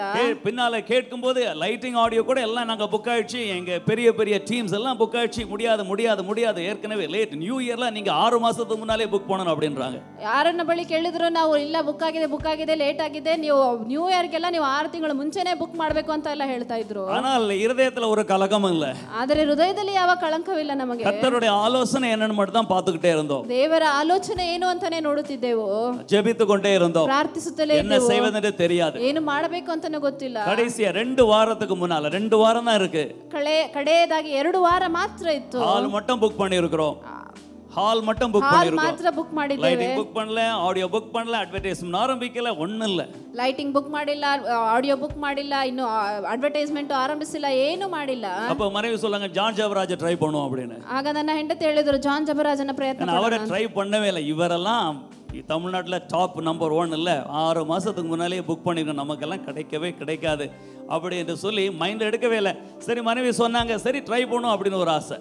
ಅವರಲ್ಲಿ ಅಷ್ಟು ದೊಡ್ಡವರನ್ನೆಲ್ಲ ತಮಿಳ್ನಾಡಲ್ಲಿ ಟಾಪ್ 1 ಅಲ್ಲಿರೋರು ಅವರೆಲ್ಲ 6 ತಿಂಗಳು ಮುಂಚೆನೆ ಬುಕ್ ಮಾಡಬೇಕು, ಅವರು ಈಗ ಹೇಗೆ ಸಿಗೋದಿಲ್ಲ ಅಂತ ನಾವು ಕಾಂಟ್ಯಾಕ್ಟ್ ಮಾಡಿಲ್ಲ. ಸರಿ ಹೆಂಡತಿ ಹೇಳ್ತಿದ್ದಾರೆ ಅಂತ ನಾವು ಟ್ರೈ ಮಾಡಿದ್ವಿ. அப்ப அவர் பெங்களூருக்கு வந்தார்னு கேள்விப்பட்டோம் ஒரு மீட்டிங்காக. ಅವರೊಂದು ಮೀಟಿಂಗ್ ಆಗಿ ಬೆಂಗಳೂರಿಗೆ ಬಂದಿದ್ದಾರೆ ಎಂದು ನಾವು ನಮಗೆ ತಿಳಿಯ ಬಂತು. அப்ப நம்முடைய பிரதர்ஸ் 2 பேர் அனுப்பி வச்சு ஒரு லெட்டர் கொடுத்து அனுப்பி வச்சேன். ಆಗ ನಮ್ಮ ಬ್ರದರ್ ಇಬ್ಬರನ್ನ ಕಳಿಸಿಕೊಟ್ಟು ಒಂದು ಲೆಟರ್ ಕೊಟ್ಟು ಕಳಿಸಿದ್ದೆ.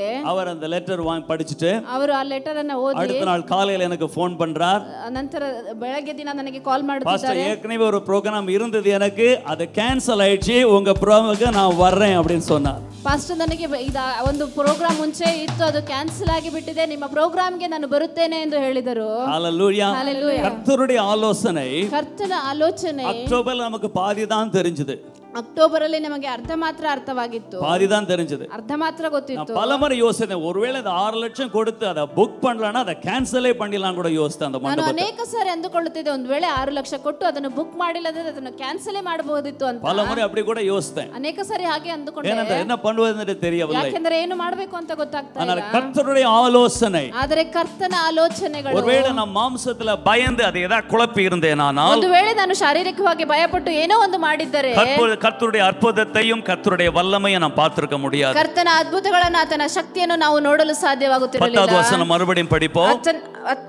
ಕನ್ನಡದಲ್ಲಿ 11ನೇ ವಾಕ್ಯವನ್ನು ನಾವು ಮತ್ತೆ ಓದೋಣ. தேவனுடைய வார்த்தைக்கு விரோதமாக கலகம் பண்ணி உன்னதமானவருடைய ஆலோசனையை ಅಸட்டை பண்ணினார்கள். ದೇವರ ಕಟ್ಟಳೆಗಳಿಗೆ ವಿರುದ್ಧವಾಗಿ ನಿಂತು ಪರಾತ್ಪರನ ದೇವರ ಸಂಕಲ್ಪಗಳನ್ನು ನಿರಾಕರಿಸಿದರು. அப்படி பண்ணினா என்ன நடக்கிறது? ಹಾಗೆ ಮಾಡಿದರೆ ಏನು ನಡೆಯುತ್ತದೆ? ಅಂಧಕಾರத்திலும் மரணத்திலும் இருளிலும் வைக்கப்பட்டிருந்து ஒடுக்கத்திலும் இரும்பிலும் கட்டுண்டு கிடந்தார்கள். ಅವರು ಕತ್ತಲೆಯಲ್ಲಿ ಘೋರಾಂಧಕಾರದಲ್ಲಿಯೂ ಬೇಡಿಗಳಲ್ಲಿ ಬಂಧಿಸಲ್ಪಟ್ಟು ನೋವಿನಲ್ಲಿ ಬಿದ್ದುಕೊಂಡಿದ್ದರು. ஆனால் கர்த்தருடைய ஆலோசனையை கேட்கிறவன், ಆದರೆ ಕರ್ತನ ಆಲೋಚನೆಗಳನ್ನು ಕೇಳುವವನು, கர்த்தருடைய வார்த்தையை அசட்டை பண்ணாதவன், ಕರ್ತನ ವಾಕ್ಯಗಳನ್ನು ಅಸಡ್ಡೆ ಮಾಡದವನು, அவன் செய்வதெல்லாம் வாய்க்கும். ಅವನು ಮಾಡಿದ್ದೆಲ್ಲವೂ ಆಗುತ್ತದೆ. ஹல்லேலூயா. நம்முடைய மனம் புதிதாகட்டும், ನಮ್ಮ ಮನಸ್ಸು ನೂತನಗೊಳ್ಳಲಿ, நம்முடைய சிந்தனை புதிதாகட்டும், ನಮ್ಮ ಚಿಂತನೆಗಳು ನೂತನಗೊಳ್ಳಲಿ. கர்த்தரை தேவனை தேவன் என்று அறிந்து வாழ்க்கையின் எல்லா பகுதியிலும் அவர் கிரியை செய்கிறார், செய்து கொண்டே இருக்கிறார். இருக்கிற சூழ்நிலையும் மாறாக பெரிய காரியங்களை செய்வார் என்பதை கற்பனை பண்ணி பேசி சிந்திக்க ஆரம்பியுங்கள். ದೇವರನ್ನು ಆತನು ದೇವರೆಂದು ತಿಳಿದು ಆತನು ಮಹತ್ ಕಾರ್ಯಗಳನ್ನು ಮಾಡಲು ಶಕ್ತನು ಎಂದು ನಂಬಿ ಅವನು ನನ್ನ ಎಲ್ಲಾ ಸನ್ನಿವೇಶಗಳನ್ನು ಬದಲಾಯಿಸಬಲ್ಲವನು ಎಂದು ನಂಬಿ ಆತನಲ್ಲಿ ಇದ್ದರೆ ಆತನು ಕ್ರಿಯೆ ಮಾಡಲು ಸಾಧ್ಯವಾಗುವುದು. நிச்சயமாக உங்கள் வாழ்க்கையில வெற்றியோடு வாழ்ந்திருப்பீர்கள். ನಿಶ್ಚಯವಾಗಿ ನಿಮ್ಮ ಜೀವನದಲ್ಲಿ ಜಯದಿಂದ ಜೀವಿಸಿರುತ್ತೀರಾ. ஒவ்வொருவரையும் கர்த்தர் சாட்சியாக நிறுத்துவார். ನಿಮ್ಮ ಒಬ್ಬೊಬ್ಬರನ್ನು ಕರ್ತನು ಸಾಕ್ಷಿಯಾಗಿ ನಿಲ್ಲಿಸುತ್ತಾರೆ. தேவனுடைய நாமத்துக்கு மகிமையாய் வாழ்வீர்கள். ದೇವರ ನಾಮದ ಮಹಿಮೆಗಾಗಿ